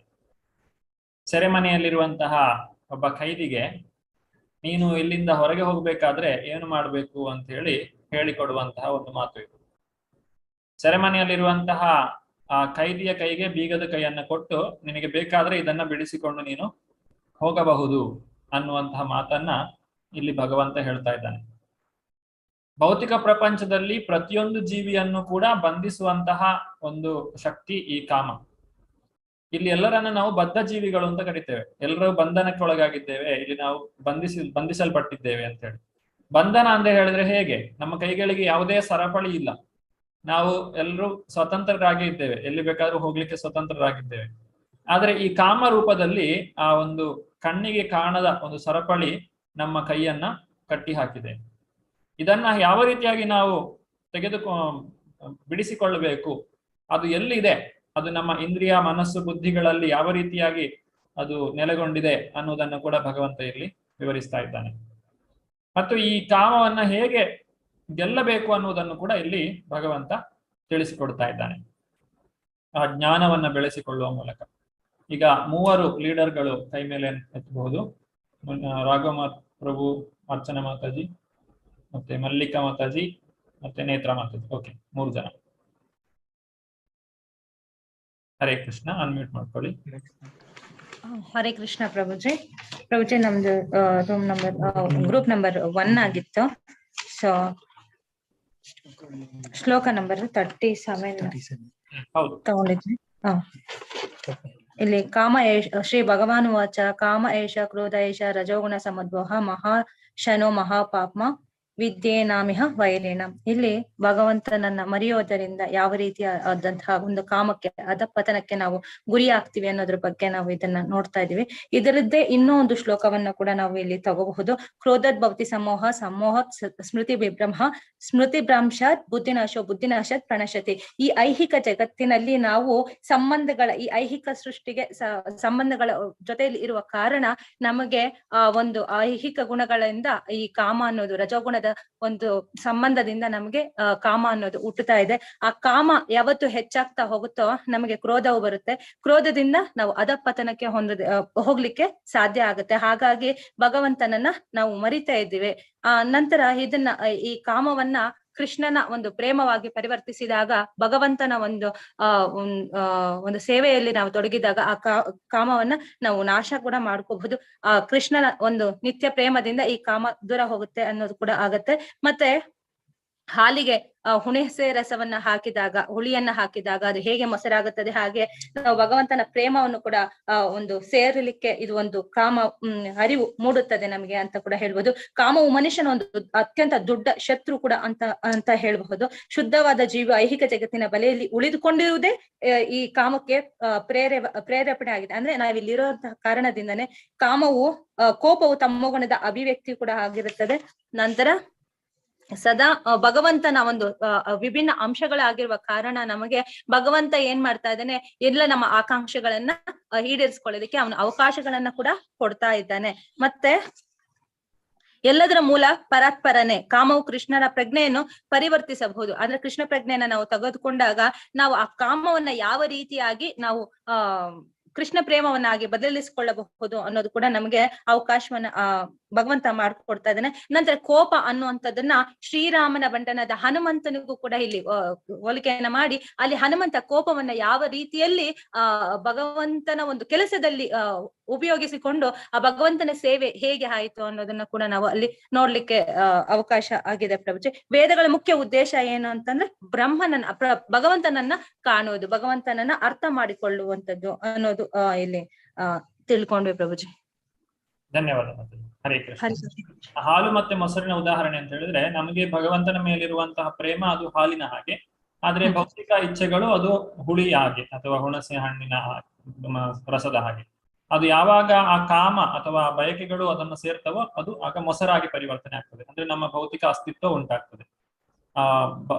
ಪ್ರೇಮ, ಆ ಭಗವತ್ ಪ್ರೇಮ ನಮ್ಮೆಲ್ಲರಲ್ಲಿಯೂ ಇದೆ, ಆದ್ರೆ ಅದು ಈಗ ಕಾಮದ ರೂಪದಲ್ಲಿ ನಮ್ಮನ್ನ ಆವರಿಸಿದೆ. ಧನ್ಯವಾದ ಮಾತಾಜಿ. ಹರೇ ಕೃಷ್ಣ. ಮಲ್ಲಿಕಾ ಮಾತಾಜಿ. ಹರೇ ಕೃಷ್ಣ. ಹರೇ ಕೃಷ್ಣ ಪ್ರಭುಜಿ. ನಮ್ಮ ಗ್ರೂಪಿನಲ್ಲಿ ರಾಜಿ ಮಾತಾಜಿ, ನಮ್ಮ ಪ್ರಭು ಶಶಿಕುಮಾರ್ ಪ್ರಭು ಮತ್ತೆ ಮಾತಾಜಿ ಇದ್ದಿದ್ರು ಮತ್ತು ನಾವು ಡಿಸ್ಕಸ್ ಮಾಡಿದ್ದು. ಇದರಲ್ಲಿ ನಮ್ದು 39ನೇ ಶ್ಲೋಕ. ಆವೃತಂ ಜ್ಞಾನಮೇತೇನ ಜ್ಞಾನಿನೋ ನಿತ್ಯ ವೈರಿಣ ಕಾಮರೂಪೇಣ ಕೌಂತೆಯ ದುಷ್ಪೂರೇಣ ನಲೇನ ಚ. ಇದರಲ್ಲಿ ಒಟ್ಟು ನಮ್ಗೆ ಒಂದು 3 ಇದು ಶ್ಲೋಕಗಳದ್ದು ಪಾರ್ಟ್ಸು ಮತ್ತೆ 5 ಪಾಯಿಂಟ್ಸ್ಗಳು ಸಿಕ್ಕಿದೆ. ಇದರಲ್ಲಿ ಹೇಳ್ತಾ ಇದ್ದಾನೆ ಕೃಷ್ಣ, ನಮ್ಮ ಪ್ರಜ್ಞೆ ಶುದ್ಧ ಪ್ರಜ್ಞೆ, ಅದು ಕಾಮ ಎಂಬ ನಿತ್ಯ ವೈರಿಯಿಂದ ಆವೃತವಾಗಿದೆ. ನಮ್ಮ ಪ್ರಜ್ಞೆ ಯಾವಾಗ್ಲೂ ಶುದ್ಧವಾಗೇ ಇರುತ್ತೆ, ಆದ್ರೆ ಅದಕ್ಕೆ ಕಾಮ ಹೇಳೋದು ಅದಕ್ಕೆ ಅದು ಮುಚ್ಚಿಬಿಡುತ್ತೆ. ಆ ಪ್ರಜ್ಞೆಯನ್ನ, ಆ ಶುದ್ಧ ಪ್ರಜ್ಞೆಯನ್ನ ಅದು ಮುಚ್ಚಿಬಿಡುತ್ತೆ ಅಂತ ಹೇಳ್ತಾ ಇದ್ದಾನೆ. ಆವೃತಂ ಜ್ಞಾನ ಮೇತೇನ ಜ್ಞಾನಿನೋ ನಿತ್ಯ ವೈರಿಣ. ಇದು ಕಾಮ ಹೇಳೋದು ನಿತ್ಯ ವೈರಿ ಅಂತ ಇಲ್ಲಿ ನಿತ್ಯ ವೈರಿಣಗಳ ಶಬ್ದವನ್ನ ಇಲ್ಲಿ ಉಪಯೋಗಿಸಿದ್ದಾನೆ. ನಿತ್ಯದ ವೈರಿ ಅದು ಅಂತ. 2ನೇ ಪಾಯಿಂಟು, ಕಾಮ ಹೇಳುದು ಅಗ್ನಿಯಿಂದ, ಆ ಕಾಮದ ಅಗ್ನಿಗೆ ತೃಪ್ತಿಯೇ ಇಲ್ಲ. ಅಗ್ನಿಗೆ ಹೇಗೆ ಎಷ್ಟು ಇಂಧನ ಕೊಟ್ಟರು ತೃಪ್ತಿ ಆಗೋದಿಲ್ವೋ ಹಾಗೆ ಆ ಕಾಮಕ್ಕೆ ಎಷ್ಟು ಇಂದ್ರಿಯ ಭೋಗ ಕೊಟ್ಟರು ಕೂಡ ಅದು ತೃಪ್ತಿ ಆಗುವುದೇ ಇಲ್ಲ. ಅದಕ್ಕೆ ದುಷ್ಪೂರೇಣ ಅನಲೇನ ಚ ಹೇಳದ ಒಂದು ಶ್ಲೋಕದ ಭಾಗ. ಆಮೇಲೆ 3ನೇ ಪಾಯಿಂಟ್ ಅಂದ್ರೆ, ಈ ಕಾಮ ಹೇಳೋದು ಐಹಿಕ ಜಗತ್ತಿನಲ್ಲೇ ನಮ್ಮನ್ನ ಉಳಿಸಿ ಬಿಡುತ್ತದೆ. ಯಾಕೆ ಇದು ಐಹಿಕ ಜಗತ್ತಿನಲ್ಲೇ ಉಳಿಸ್ಬಿಡುತ್ತದೆ ಅಂತಂದ್ರೆ, ಆ ಕಾಮ ಹೇಳೋದು ನಮ್ಗೆ ಎಷ್ಟು ಇಂದ್ರಿಯ ಭೋಗ ಮಾಡಲಿಕ್ಕೆ ಪ್ರಚೋದನೆ ಮಾಡ್ತದೆ. ಕಾಮದಿಂದ ಎಲ್ಲ ಅಂದ್ರೆ ಇಂದ್ರಿಯ ಭೋಗ ಎಷ್ಟು ಮಾಡಿದ್ರು ಕೂಡ ಅದು ಇಚ್ಛೆ, ಆ ಇಚ್ಛೆ ಇರೋದ್ರಿಂದ ಅದು ಬೇಕು ಇದು ಬೇಕು, ಅದು ಮುಗಿಯುವುದೇ ಇಲ್ಲ. ಆದ್ರಿಂದ ಅದು ನಮ್ಮನ್ನ ಇಡೀ ಈ ಪ್ರಪಂಚದಲ್ಲೇ, ಐಹಿಕ ಪ್ರಪಂಚದಲ್ಲೇ ಉಳಿಸಿ ಬಿಡುತ್ತದೆ. ಆಮೇಲೆ 4ನೇ ಪಾಯಿಂಟ್ ಅಂತಂದ್ರೆ, ಈ ಒಂದು ಭೋಗ, ಈಗ ಇಂದ್ರಿಯ ಭೋಗ, ಕಾಮದಿಂದ ಇಂದ್ರಿಯ ಭೋಗ ಶುರುವಾಗುತ್ತೆ. ಆ ಭೋಗದಿಂದ ಸ್ವಲ್ಪ ಸುಖದ ಭಾವನೆ ಇರಬಹುದು, ಆದರೆ ಅದು ಅಂತಿಮವಾಗಿ ಭೋಗ ಪಡುವವನ ಶತ್ರು ಆಗ್ಬಿಡುತ್ತೆ ಅದು. ಆದ್ರಿಂದ ಅದಕ್ಕೆ ನಿತ್ಯ ವೈರಿಣ ಅಂತ ಹೇಳಿದ್ದಾರೆ. ಹಾಗಾಗಿ ಇಷ್ಟು ಪಾಯಿಂಟ್ಗಳು ಈ ಶ್ಲೋಕದಲ್ಲಿ ಸಿಕ್ಕಿದೆ ಪ್ರಭುಜಿ ನಮಗೆ. ಧನ್ಯವಾದ. ಹರೇ ಕೃಷ್ಣ. ನೇತ್ರಾ ಮೋಹನ್ ಮಾತಾಜಿ. ಹರೇ ಕೃಷ್ಣ ಪ್ರಭುಜಿ. ನಮ್ದು 3ನೇ ಗ್ರೂಪು. ಸಂಗೀತಮಯ ಮಾತಾಜಿ, ನಮಿತಾ ಮಾತಾಜಿ ಇದ್ರಿ ಮಾತಾಜಿ ಪ್ರಭುಜಿ. ಇನ್ನ ತುಂಬಾ ಮಾತಾಜೀಸ್. ಅದು ಶ್ಲೋಕ 41 ಪ್ರಭುಜಿ.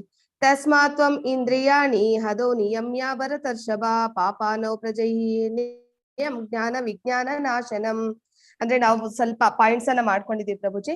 ಅಂದ್ರೆ ನಾವು ಪ್ರಾರಂಭದಿಂದಲೇ ನಾವು ಇಂದ್ರಿಯಗಳನ್ನ ನಾವು ಕಂಟ್ರೋಲ್ ಮಾಡಿದಾಗ ಖಂಡಿತವಾಗ್ಲೂ ನಾವು ಕಾಮವನ್ನ ನಾವು ಕಂಟ್ರೋಲ್ ಅಲ್ಲಿ ಮಾಡ್ಬೋದು ಅಂತ ಹೇಳಿ.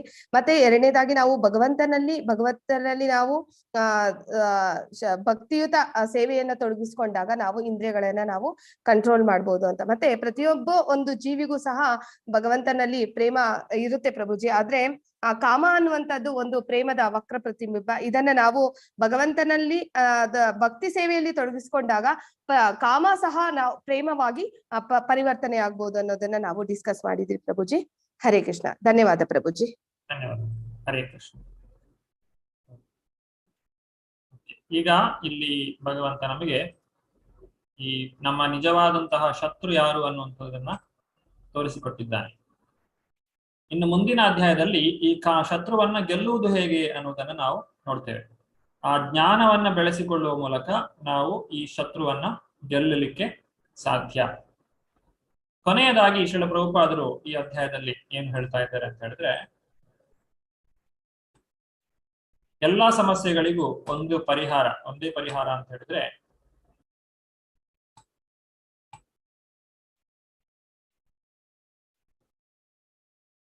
ಯಾರಾದ್ರೂ ಓದ್ತೀರಾ ಇದನ್ನ? ಯಾರಾದ್ರೂ ಹೊಸಬ್ರು ಇದ್ದಾರಾ ಓದುವವರು? ಇಷ್ಟ ತನಕ ಕೈ ಎತ್ತದೇ ಇರುವವರು?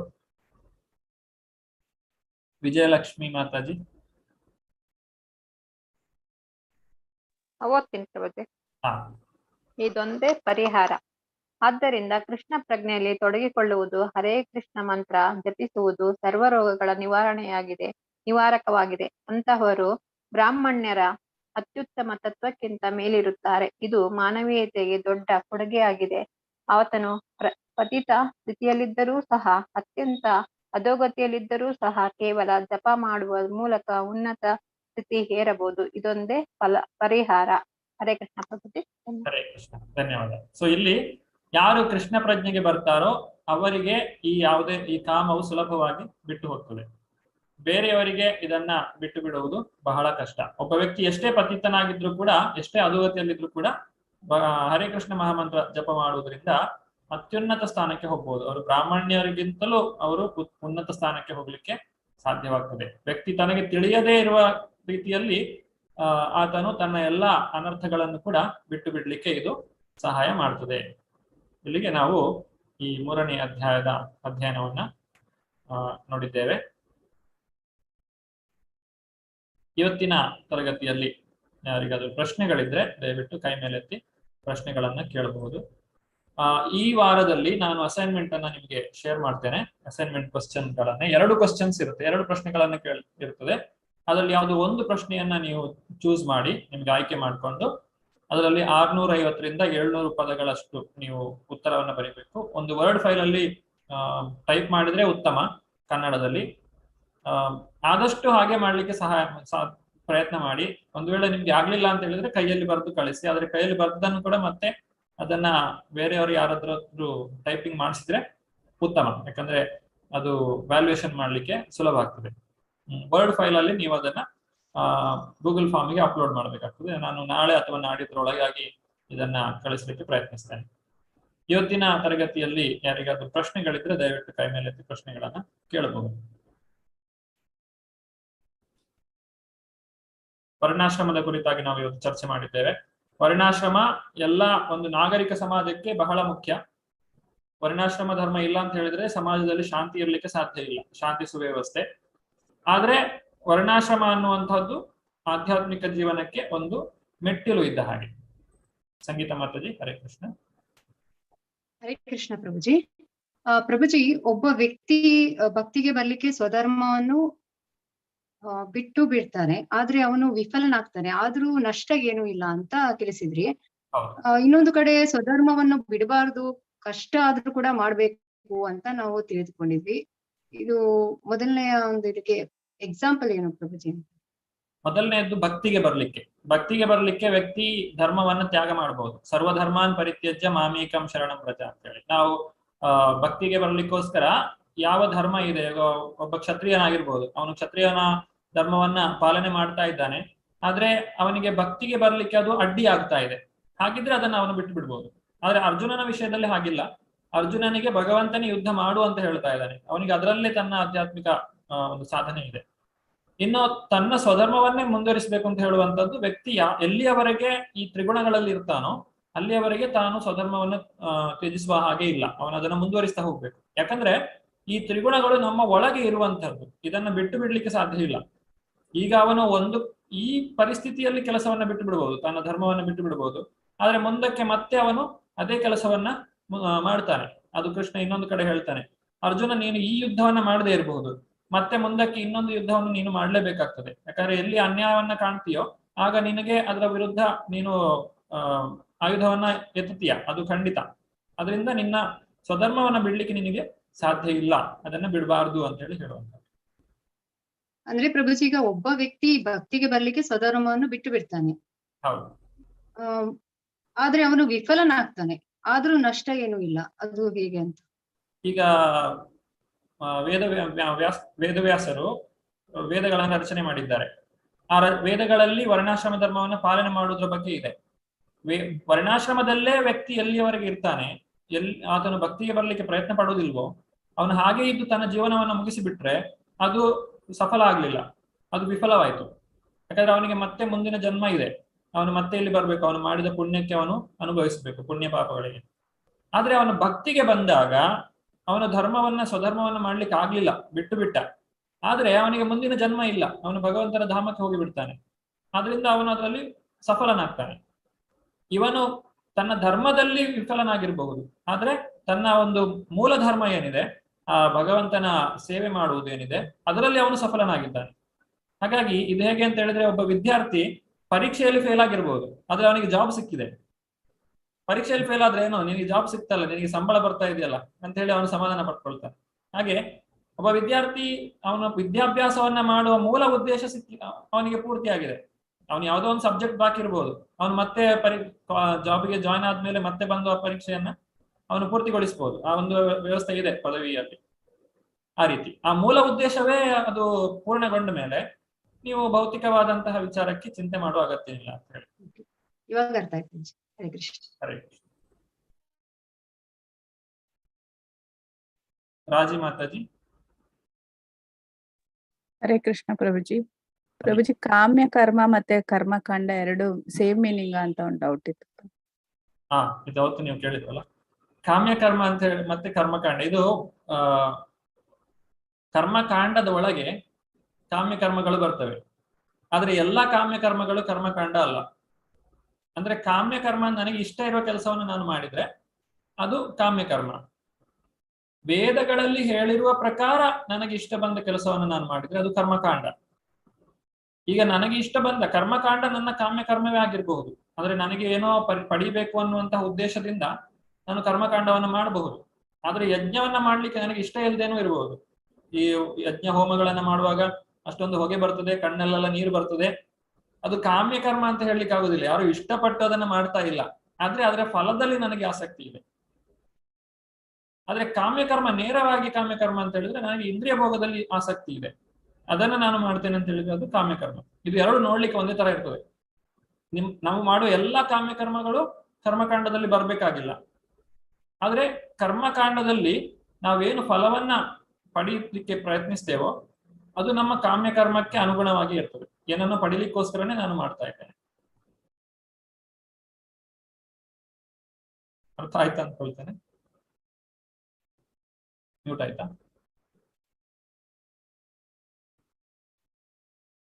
ಹರೇ ಕೃಷ್ಣ. ಹಾ, ಅರ್ಥ ಆಯ್ತು ಪ್ರಭುಜಿ, ಧನ್ಯವಾದ. ಇನ್ನೊಂದು ಪ್ರಭುಜಿ, ಅಪೌರುಷ ಗ್ರಂಥ ಅಂದ್ರೆ ಭಗವಂತ ಹೇಳಿರುವಂತ ಗ್ರಂಥ ಮಾತ್ರ ಅಲ್ವಾ ಪ್ರಭುಜಿ? ಲೈಕ್ ಭಗವದ್ಗೀತೆ ಮಾತ್ರ. ಭಗವದ್ಗೀತೆ, ಭಾಗವತ, ಪುರಾಣಗಳು, ವೇದವ್ಯಾಸರು ಭಗವಂತನ ಅವತಾರ, ಅವರು ಸಾಮಾನ್ಯ ಮನುಷ್ಯರಲ್ಲ. ಆದ್ರಿಂದ ಅವರು ಕೊಟ್ಟಿರುವಂತಹ ಗ್ರಂಥಗಳು ಅಥವಾ ಭಗವಂತನಿಂದ ನೇರವಾಗಿ ಬಂದ ಗ್ರಂಥಗಳೆಲ್ಲ ಅಪೌರುಷೇಯ ಗ್ರಂಥ ಅಂತ ಹೇಳ್ತಾರೆ. ಮತ್ತೆ ಮನು ಸಂಹಿತೆ ಗ್ರಂಥ ಅಂದ್ರೆ ಏನ್ ಪ್ರಭುಜಿ? ಮನು ಸಂಹಿತೆ ಅನ್ನೋದು ಮನುವಿನಿಂದ ಬಂದಂಥದ್ದು. ಈಗ ನಾವು ಸರ್ಕಾರದಿಂದ ಸಂವಿಧಾನವನ್ನು ರಚನೆ ಮಾಡ್ತೇವೆ, ಒಂದು ದೇಶದಲ್ಲಿ ಹೇಗಿರ್ಬೇಕು ಅಂತ ಹೇಳಿ. ಹಾಗೆ ಮನುವಿನಿಂದ ಮನುಷ್ಯ ಬರುವಂತದ್ದು, ಮನುಷ್ಯರು ಹೇಗಿರ್ಬೇಕು ಅನ್ನೋದನ್ನ ಮನು ತಿಳಿಸಿಕೊಡುವಂಥದ್ದು, ಅದನ್ನ ಮನು ಸಂಹಿತೆ ಅಂತ ಹೇಳ್ತಾರೆ. ಸೊ ಅದರದ್ದು ಪ್ರಾಮುಖ್ಯತೆ ಇರುತ್ತಾ ಇರೋದಿಲ್ವಾ ಪ್ರಭುಜಿ? ಹೌದು, ಮನು ಸಂಹಿತೆಯನ್ನು ಪ್ರಭುಪಾದರು ಇಲ್ಲಿ ಅನೇಕ ಕಡೆ ಉಲ್ಲೇಖಿಸ್ತಾರೆ. ಅದು ಕೂಡ ಅಪೌರುಷೇಯ ಗ್ರಂಥ, ಭಗವಂತನಿಂದಲೇ ಬಂದಿರುವಂತದ್ದು. ಓಕೆ, ಧನ್ಯವಾದ.